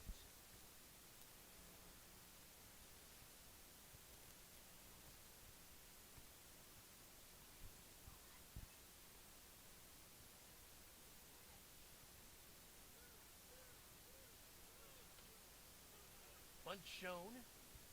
Capuano has it. 1 out, and Duncan does not tag up.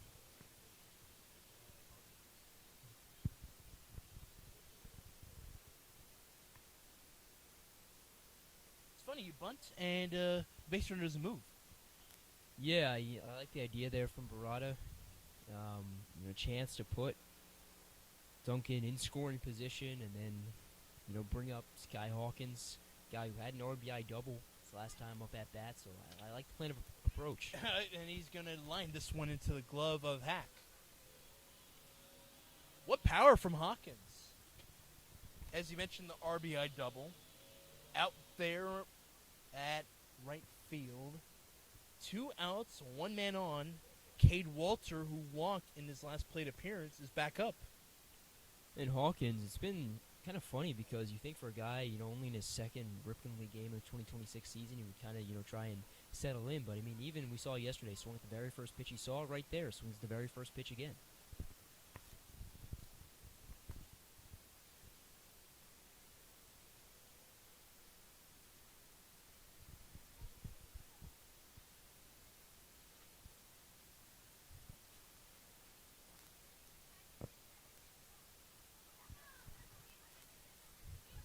Capuano with the pitch on the way. Fastball misses inside.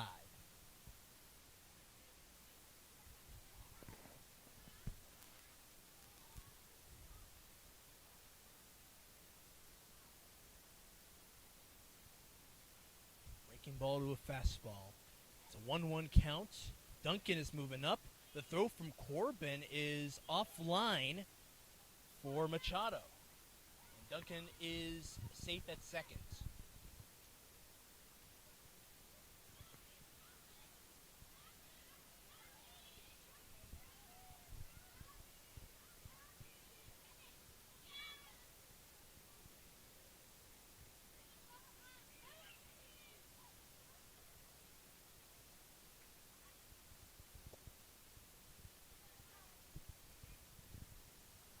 Rio at the plate for Landon Springmeyer.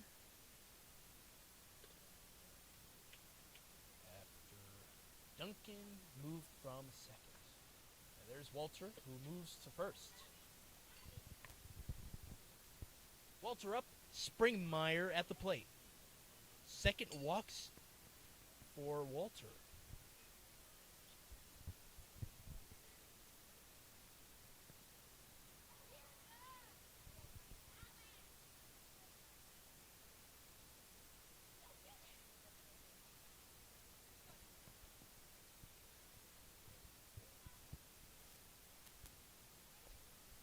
Capuano against Springmeyer.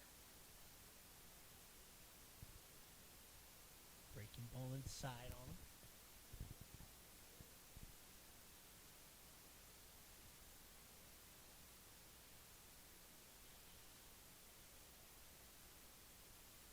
Duncan at second and Cade Walter at first. Back to Capuano, the shuffle on across. To retire one and strand two. Carpenter at the bag. Still a tied contest here in Rockville.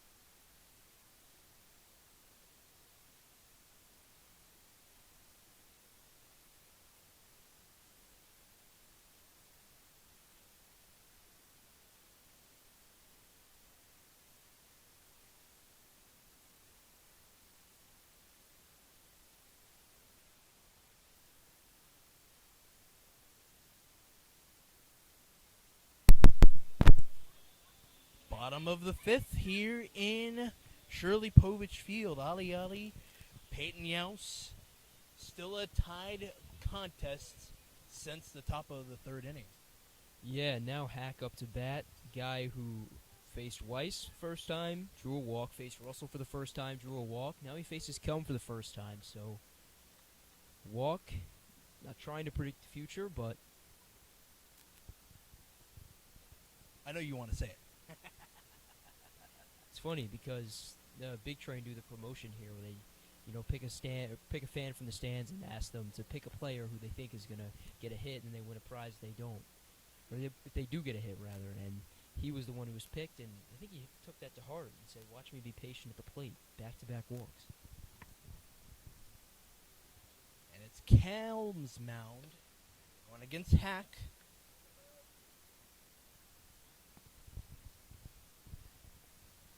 Big Train haven't had a hit since the first, or the third, that is. A single up the left side. This one towards the middle it goes, a line drive. And Rodriguez will send it back. It's a leadoff knock. To start things off, Big Train, Fiscola coming up. See, that's what we call the good old-fashioned announcer's jinx. Say you haven't had a hit since the third, and what does he do on the ensuing pitch? He puts a single into the outfield. And you know what's so funny? Now that you mentioned that, I don't actually believe in jinxes. It just happened. Leadoff man on. Single up the middle for him. It's his second hit of the contest, as you mentioned early on in this inning. Fiscola with one. Third at bat. Pitch to the inner corner. Goes.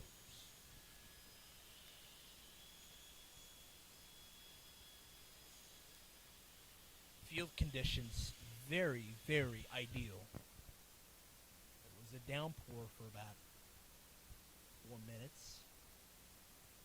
Delayed the game by about an hour and 12. First pitch would have been about 7:03, 7:02 local time. It's 8:12 that pitch went through. It was delivered from Monahan against Melton, who had a leadoff walk and then was stranded on base as he moved to second on a stolen base. Fake bunt swing away, and Burdette called strike at the plate. 2 balls, 1 strike. 1 man on and no outs. Hack with it, single up the middle. We're in the bottom portion of the 5th. This one lifted it into the air. Walter backing up, and he gets the out. Man does not tag up to second. 1 out after a hit from the leadoff man, Hack.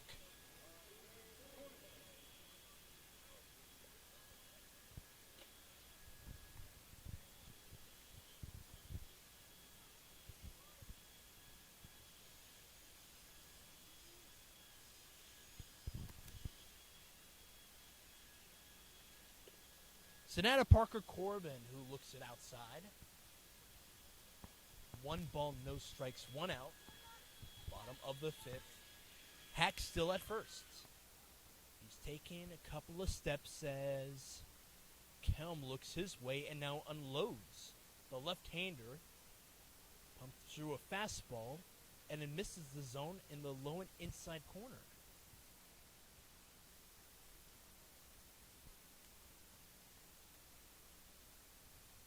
Now again, Kelm looks the way of Hack at first, who angles right and heads back to the bag. 2-0 the count with 1 out.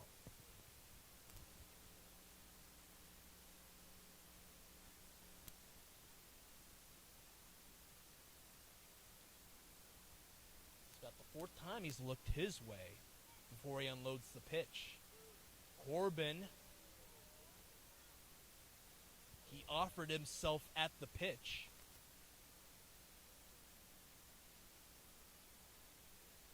Called strike 1. 3 balls, 1 strike, and 1 out. A man at first. Called strike 2. Way to battle back, huh Peyton? Yeah, definitely. I mean, we've seen that a number of times. I mean, you go back to the time Russell had no 2 count, favorable for the pitcher, and then Big Train batter drew 4 straight balls, and see it again right here. Way to battle back. Corbin moves up on the full count walk. Hack is at second. Kelm kept looking back at him about 4 times on those 6 pitch attempt.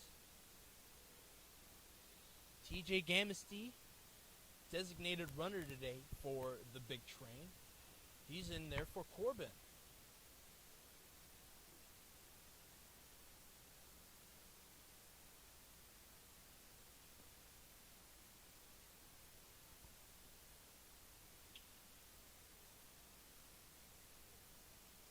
off the plate it goes for Carpenter, the 9-hitter. Man's at first. It's Corbin and Gamisty, the designated runner. 2 straight walks for Corbin, and at second is Hack. Leadoff knock up the middle.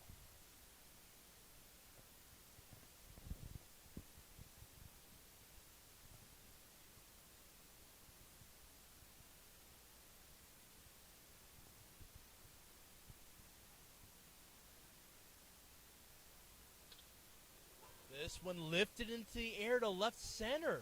Grain does not hold on to it. Morris is going to wave around 2 base runners. Gamisty all the way from first, and from second is Hack. Big Train up 4-0.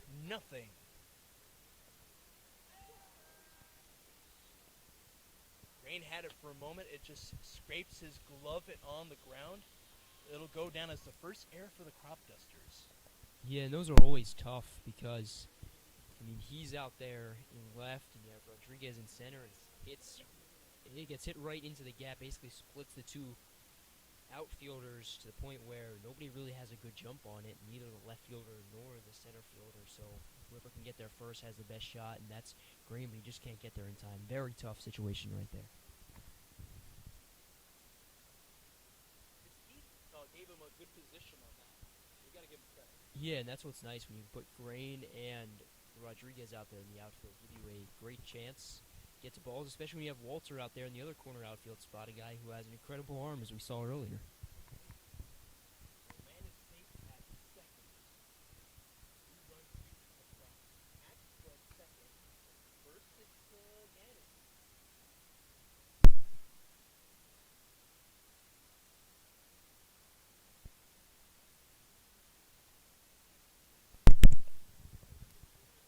After some consideration up at the press box, they will give Carpenter, the 9-hitter, an RBI, 2 RBI double. 5th hit of the contest for the Bethesda Big Train. Man is on at second. This one up the middle, right in front of Hawkins. And he's not stopping at third. He's going to head to home. And the 5th run is across for the home team.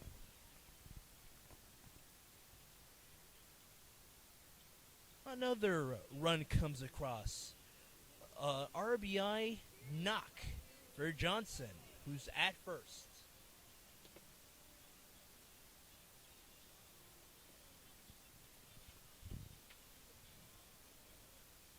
Since the 3rd, they haven't had a hit. They have 3 hits coming in. And now they've got 3 all of a sudden. 3 hits and 2 runs. 3 runs. 3 runs. 3 runs, 3 hits. Kelm still on the mound. Now going against Brennan Wright. Walked twice in this contest. Johnson takes off. Springmeyer, the throw, and Hawkins was there. Not in time. A man is safe at second. A stolen base for Johnson.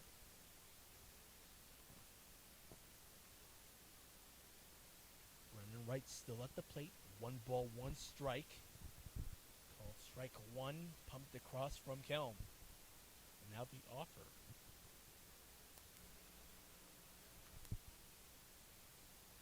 Brennan Wright does not offer at it.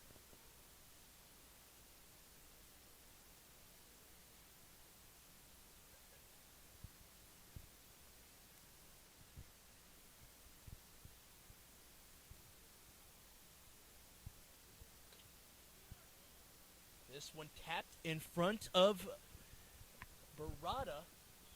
Out number 2, that is. 4-3 put out as Johnson moves to 3rd.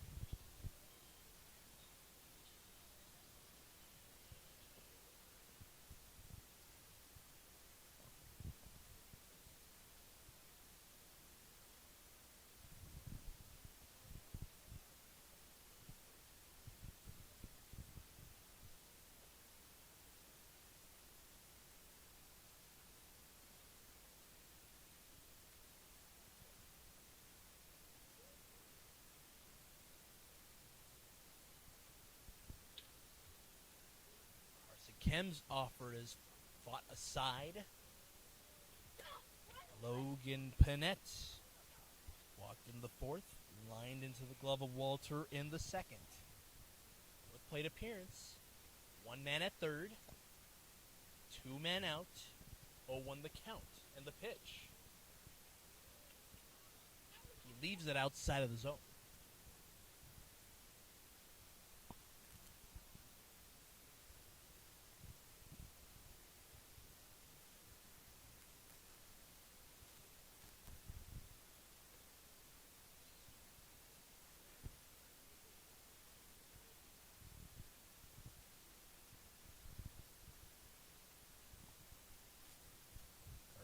Kelm in relief of Russell is down on the count. 2 balls, 1 strikes.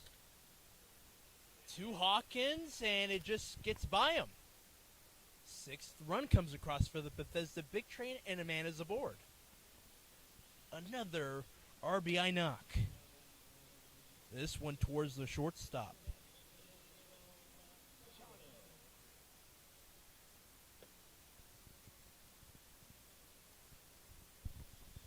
Yeah, but if you're the Cropdusters, you really can't be too discouraged. Because if you remember back to Wednesday, this was a 7-2 ball game. The Cropdusters trailed by 5 runs and then came back, scored 11 unanswered. So if they can just get that offense going, I mean, this one definitely not over yet.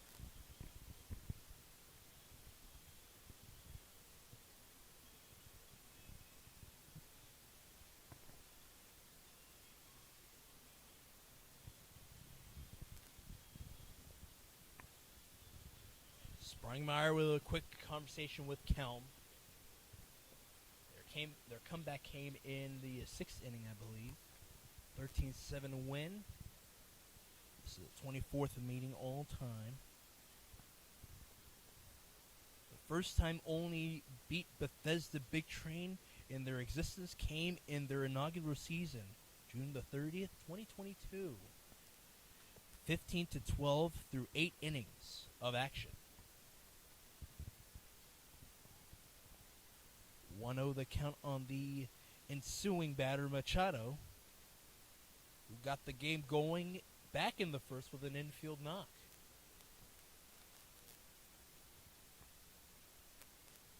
2-0 is the count for the shortstop.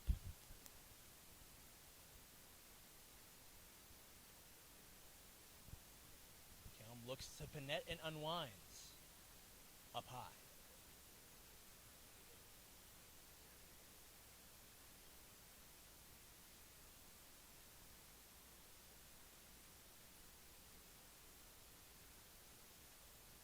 Three balls, no strikes, with a pitch on the way from the left hand of Kelm. Will spring a man to first. Another walk for this Cropdusters pitching staff.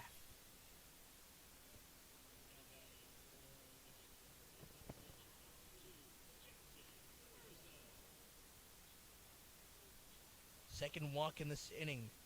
And we've got 2 base runners on for the Big Train. They're up by 4 runs. Yeah, and I don't want to say this is where they can kind of pull away, but the Cropdusters' offense hasn't looked as potent as it has these past 2 games, so a chance for them to do that. Yep, up in the air for Walter around the right field line. So they straight 2-1.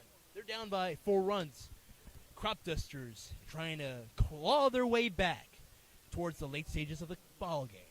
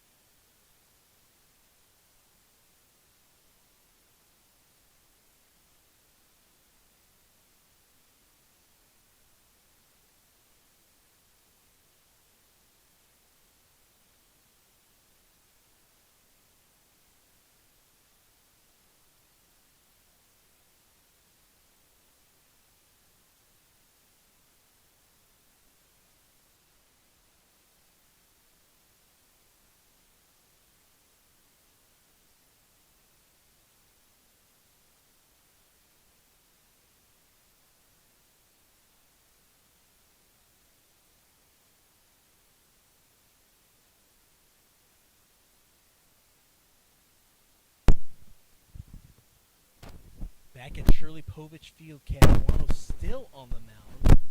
Now going against Grain to start things off in the top of the 6th inning.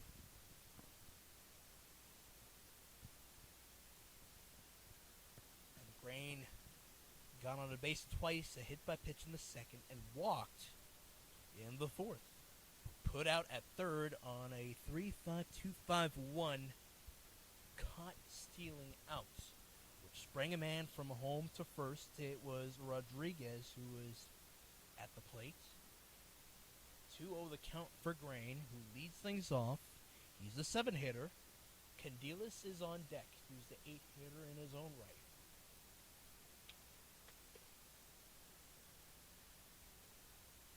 Grain with a hitter's count.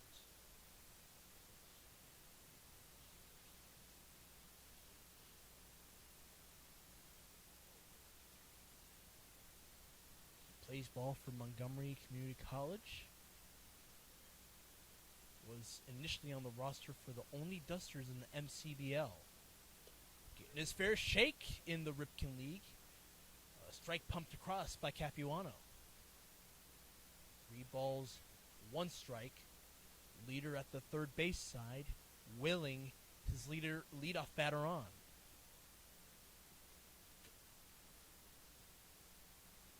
The 3-1 unheaved from Capuano and a swing and a miss at the plate. 3-0 early, 3-2 the count in a hurry. Capuano toes the rubber, is ready to unwind. The full count pitch. Here it comes. Called strike 3. Outer half it goes. Grain is out. The leadoff man brings up Candelas.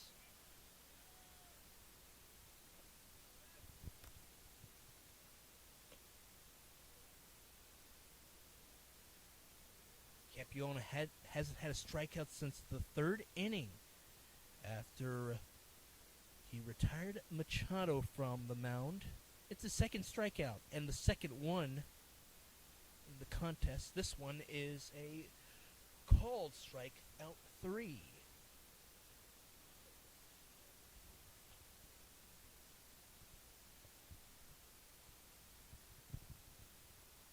Capuano against Candelas. The 1-0 from him. Eventually makes it across the plate. It goes up high and Candelas has to step away from the batter's box.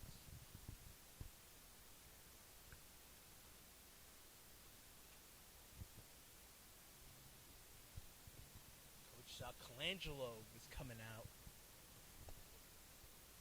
Capuano has been stellar.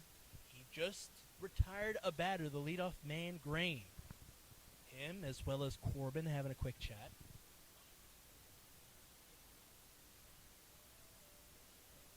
I think he's allowing him to stay on the mound.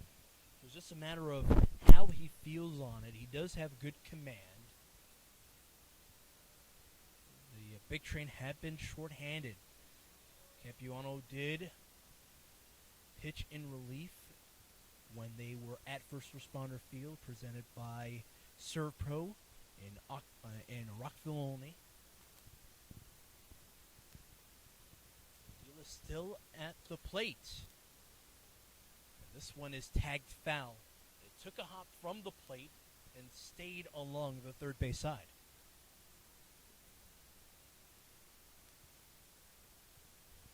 One out and nobody on for the Olney Cropdusters. They come in with a 1 game at hand against the Big Train. This is the second of 8 matchups in the summer. The next one coming up Tuesday at 6 at the site of OBGC Park. Capuano down in the count, 3 balls, 1 strike after the quick mound visit from Coach Colangelo. He has roots in Lorton, Virginia. Candelas from East Strasburg trying to get on base. He's got a favorable count. Capuano now is going to unload. Here it comes. 5-pitch walk sends Candelas to first.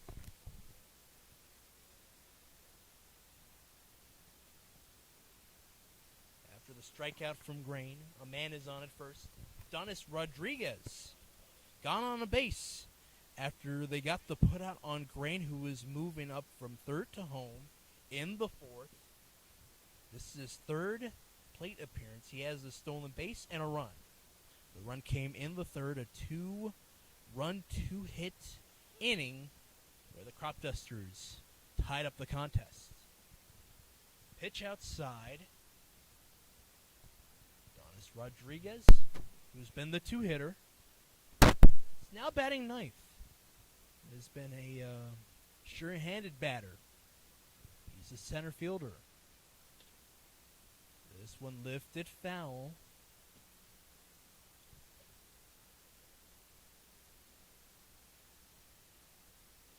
Nightfall here at Shirley Povich Field. 0-2 the count. After 2 fouls from Rodriguez. Capuano still on the mound with Candelas tagging up. Out at second, and the throw is in time. Looks like he was not on the bag, was the second baseman in right, but they do get the out as a man tags up to second. Yeah, there would have been a routine double play that ended the inning had he stepped on second, but I think when he made that play, he didn't realize how far away he was from second base, but sends it over to first to at least get one out.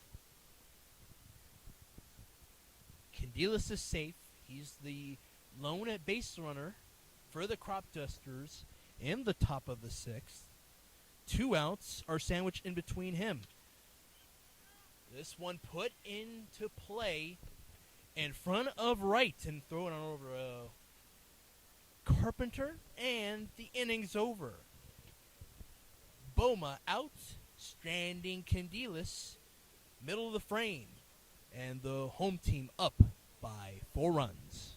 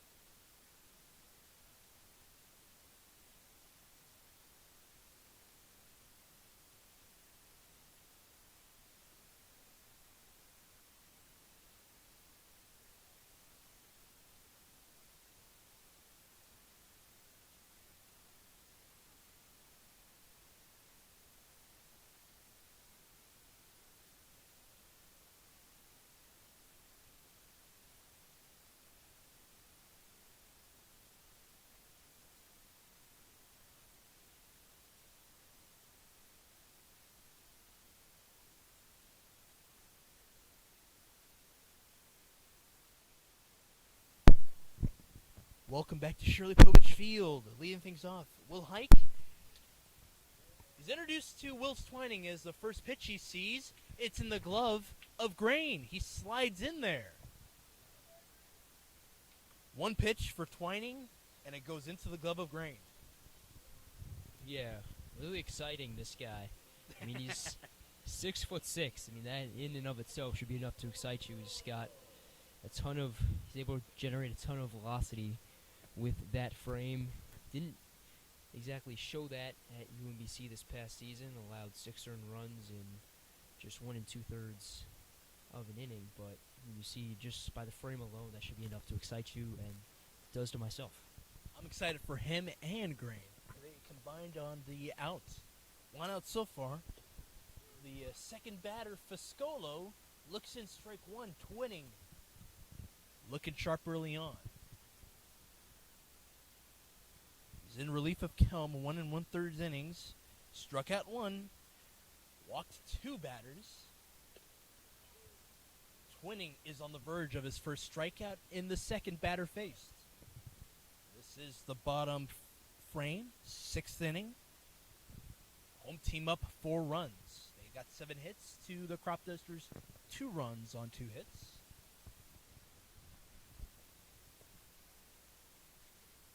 Piscolo against Twining. The 0-2 is on the way. Behind Springmeyer. The time is called. A man thinks that he was hit. And the umps will have a quick chat just in front of the mound, and Twining as well.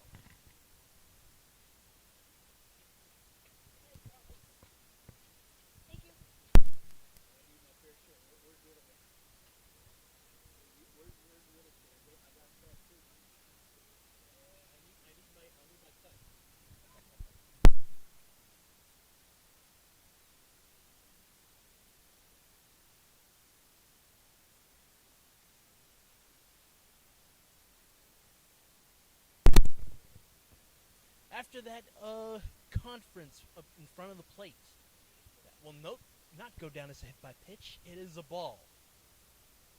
Fouled aside, Springmeyer looks at it,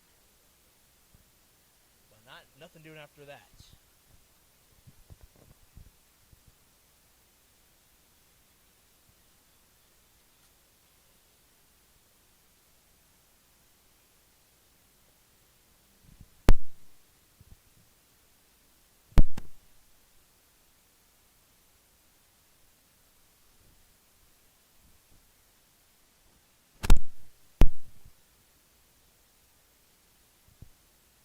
Another foul ball for Fiscolo. Twining unloads. One chopped behind the plate.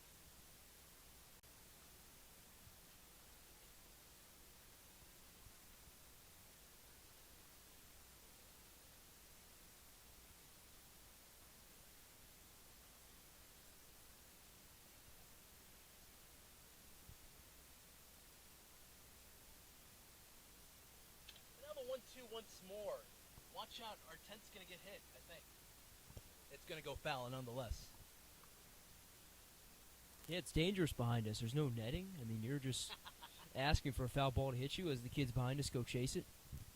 You know what's so funny? Before this game even started with the rain, we were not looking for a 10th, so I was kind of nervous if any foul ball hit my head. I'm not very keen on any foul balls. We had a few close calls. The one that hit the seats right next to us, our left side. Yeah.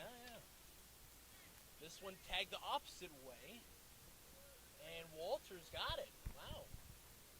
Good on him. Family in attendance. He's looked very sharp at the right field spot.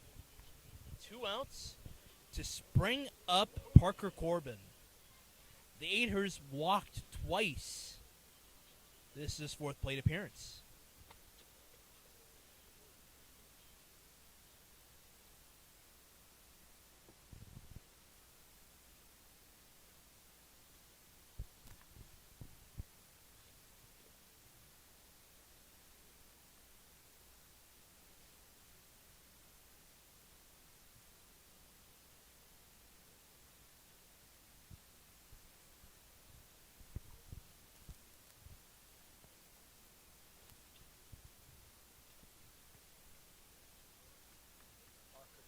tossed aside.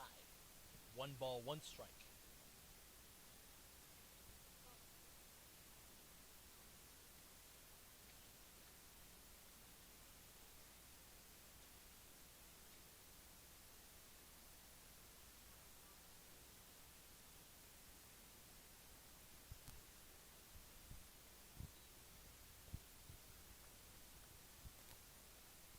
Parker Corbin lets that sail aside of Springmeyer. 2 balls, 1 strike.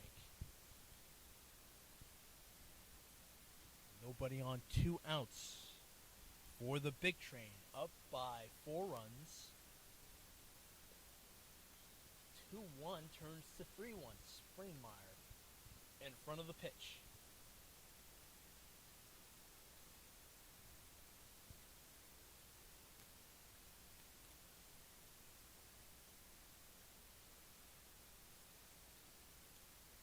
Once more, breaking ball is set to the outer corner. It's a full count, 2 outs. McIntyre waiting for someone to get on a base. The Terp against the retriever. And that one grazes his legs and sends a man to first.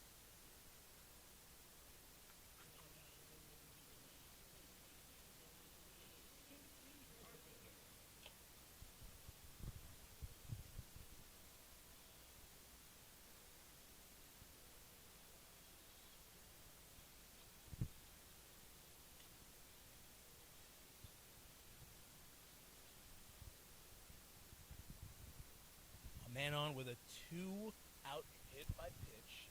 Gamisty, the designated runner's on. And he's moving away from Melton, who's firmly at the bag. First offering grazes the bat of Carpenter, the 9-hitter. 4 plate appearances for Parker Corbin. And this one was a hit by pitch. 2 walks before that.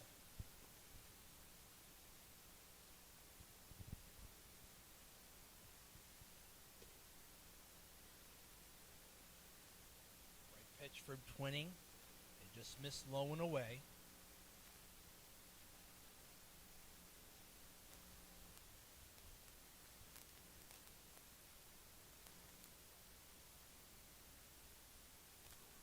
And off the shoulder this time, a second hit by pitch. This is probably the first time you'll hear, Peyton, the gentleman out there in the main grandstand. He's got a horn and he's going to toot it in support of the big train. They're up by 4. You know, the Ripken League is relatively small, especially with 8 teams, but, I mean, you've got some super fans, and he's definitely one of them for these big train.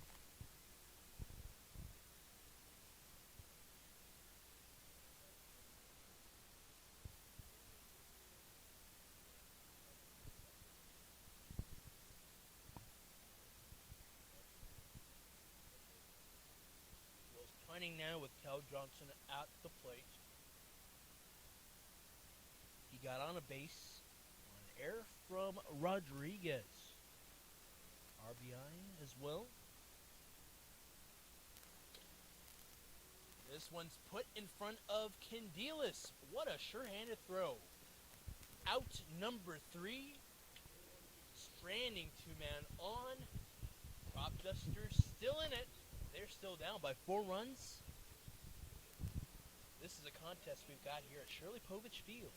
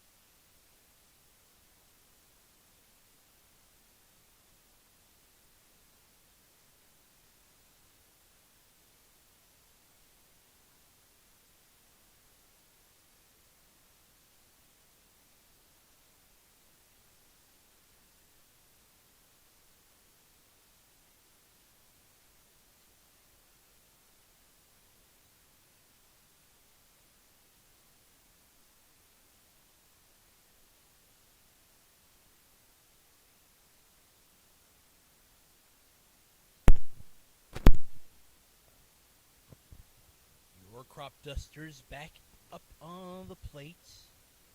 Jordan Capuano still on in the previous inning, top of the sixth inning. He had a quick word with Colangelo. But he's still on there, and he pumps across the strike to the leadoff man, Andrew Duncan. The Blue Devil against Capuano with an 0-1 count. And the pitch blowing away from the zone. Late stages of the game, Peyton, what are your thoughts? Yeah, I mean, this is, if you go back to Wednesday, this is exactly the time. This seventh inning is when, things change dramatically for the Cropdusters. They flip the game on its head. So, yeah, now is the time to strike if you're Olney.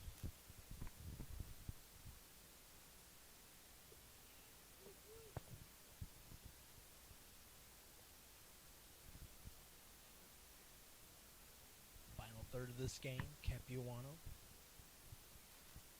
against Duncan, and a 2-1 count at the plate for the leadoff man. That's second in this order. Fourth plate appearance for him. With Capuano, who heaves the 2-1. He evens it in a hurry. Fastball that beats Duncan.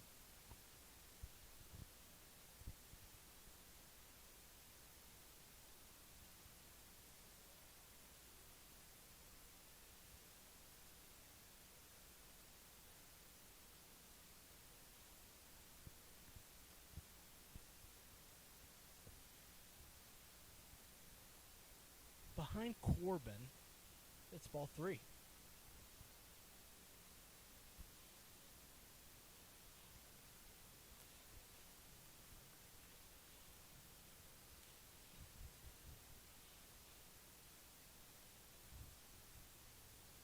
Seventh inning. It's Duncan with a full count. Capuano there. He's ready to heave it. And there it comes. Off of the glove of Corbin, and a walk.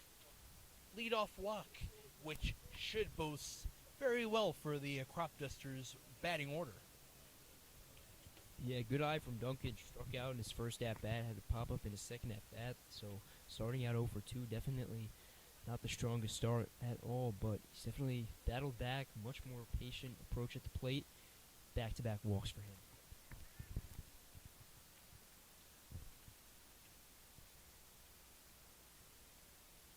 Duncan is safe at first, and as he moves up, Corbin does not get a good handle on it. Ball 1 at the plate, and a man is safe at second.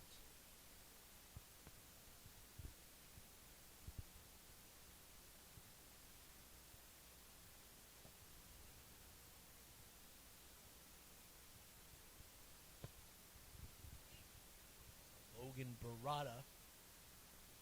That's left. Duncan safe at second. He moves up once more. This one away from the glove of Carpenter, and the throw is not going to be taken in. He does not make the throw, and a man is safe at first as well as Duncan at third. Cropdusters have a crucial third potential run at the third base side. Day's over for Capuano at this point in time.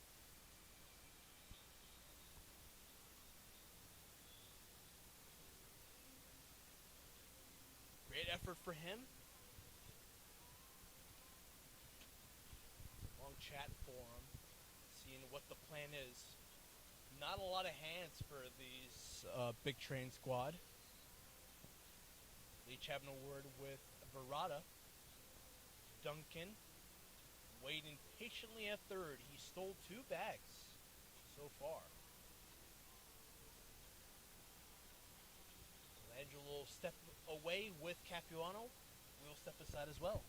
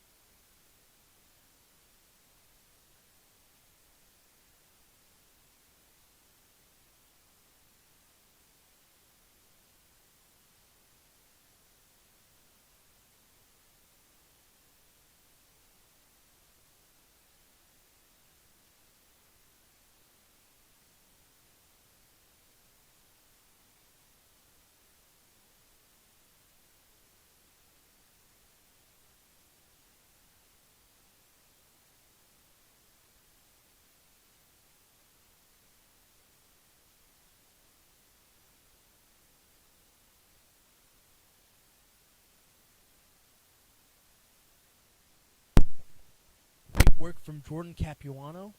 He's out. Kaiser Smith's in. Against Sakai Hawkins, strike one pumped across Hawkins. 2 on, 1 at first. It's Barada, and at third is Duncan, who is creeping away from the bag at third.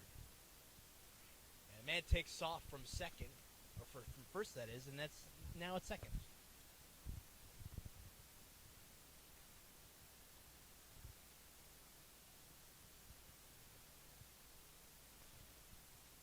Both base runners have stole second base. Barada with the infield knock to first. Carpenter was not able to hold on and throw it on over to a desperate Capuano, who was at the bag ready for the throw.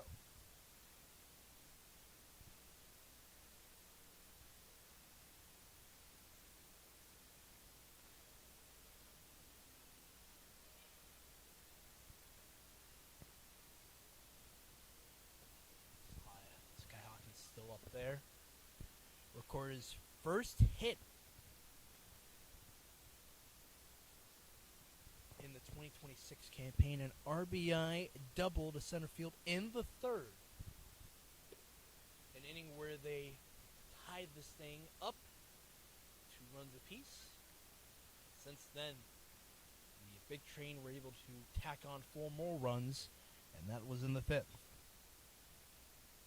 1 of them earned, other 3 were unearned.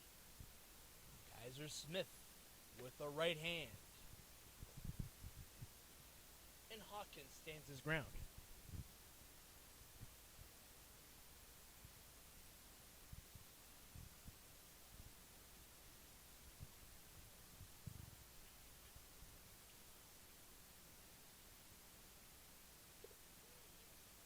Hawkins is aboard. 3 base runners on. Cade Walter coming up, and it's just a great thing to see if you're the Cropdusters faithful. 3 base runners on, and the potential 6th run is at the dish. Yeah, it's something about this 7th inning for the Cropdusters against the Big Train. Things just start to shift when they get to the back third, I guess, of these games. Because now all of a sudden, like you said, bases loaded, no outs, 4-run games, so definitely still possible. Strike 1 for Kaiser Smith, still showing his speed and confidence. A fastball that beat Cade Walter. Sakai Hawkins at first, Barada at second, and Duncan at third. Walter into the netting behind and in the backstop.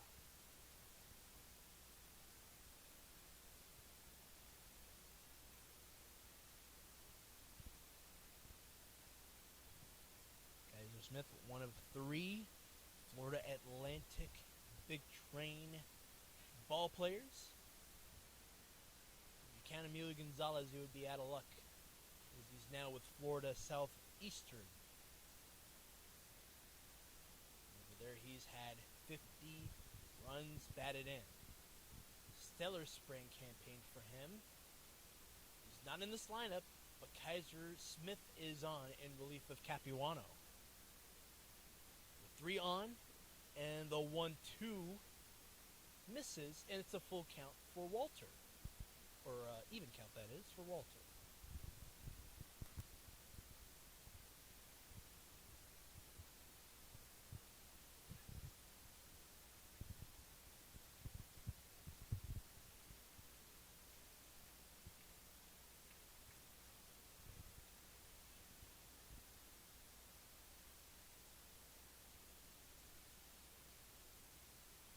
Foul ball for Walter.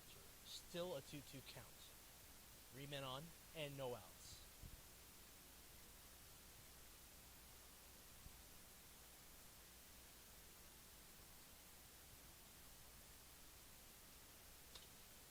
And this one drilled. It's a line drive in front of the left fielder Fuscolo. Duncan scores from third. Scoring from second is Barada. And another run will score. It's Hawkins from first. He was at third. And he stopped up. Walter's safe at second. Cropdusters down by a run.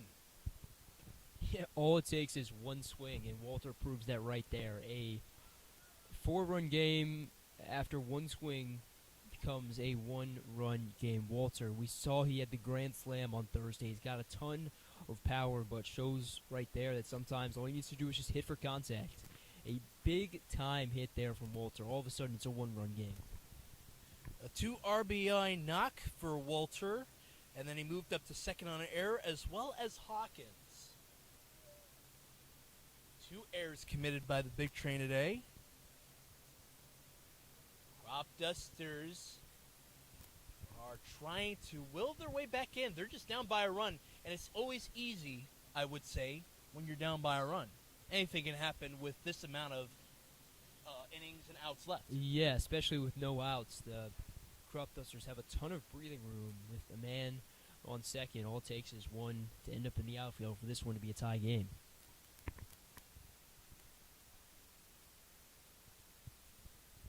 And Spring Mars waiting around the batter's box.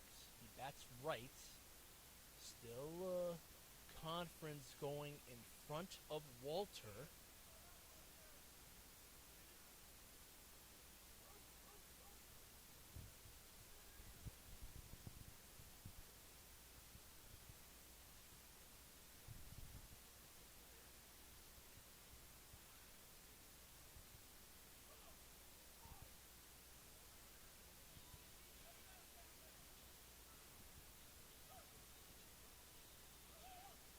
All 3 umpires having a quick word with the leader, and now they'll head to Colangelo. Just a matter of procedure from here on through. Walters at second. Machado and Wright speaking to him. What's fun about the summer season is the camaraderie from different teams. We're hearing some joshing between the dugout to your right and the dugout for the big train all the way on our 10 o'clock. Yeah, we're hearing respective barking on each side. Not something you'll typically hear at a baseball game, but hey, anything's possible in the Ripken League. Just some good camaraderie, some good banter between the two sides. It's nice because here at Shirley Povich Field, it's like you have the bullpen, but you also have these sort of like, I don't know, I refer to them as mini tree houses, I guess, behind each bullpen where they can sit up top and just kind of yell and banter with each other. It's awesome. It's a great atmosphere. Great atmosphere.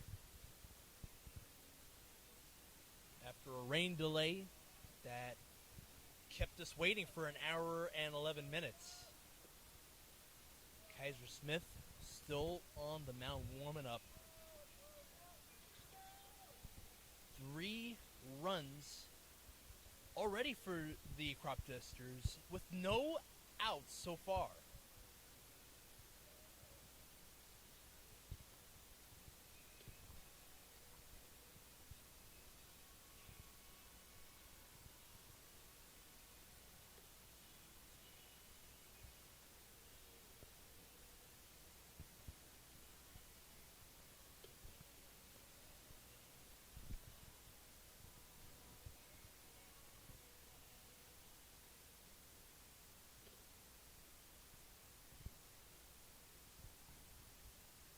Couple of more warm-up pitches for Kaiser Smith.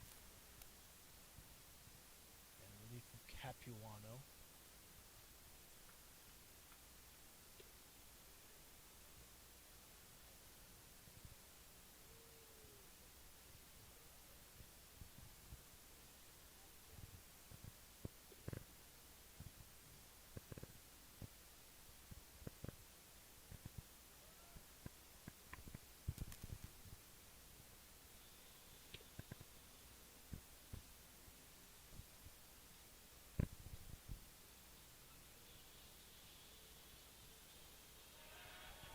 Lights turn off for some reason.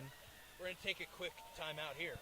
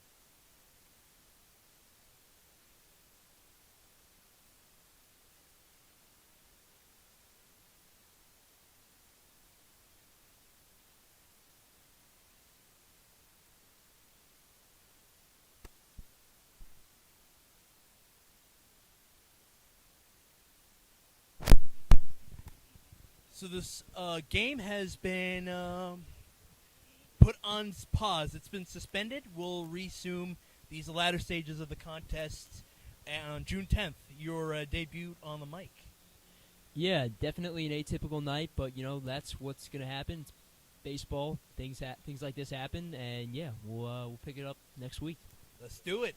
Tuesday is where you want to be. First Responder Field, sponsored by Surf Pro Rockville Olney. Thanks again for the time. For Peyton Niels, Ali Ali. Have a good night from Rockville.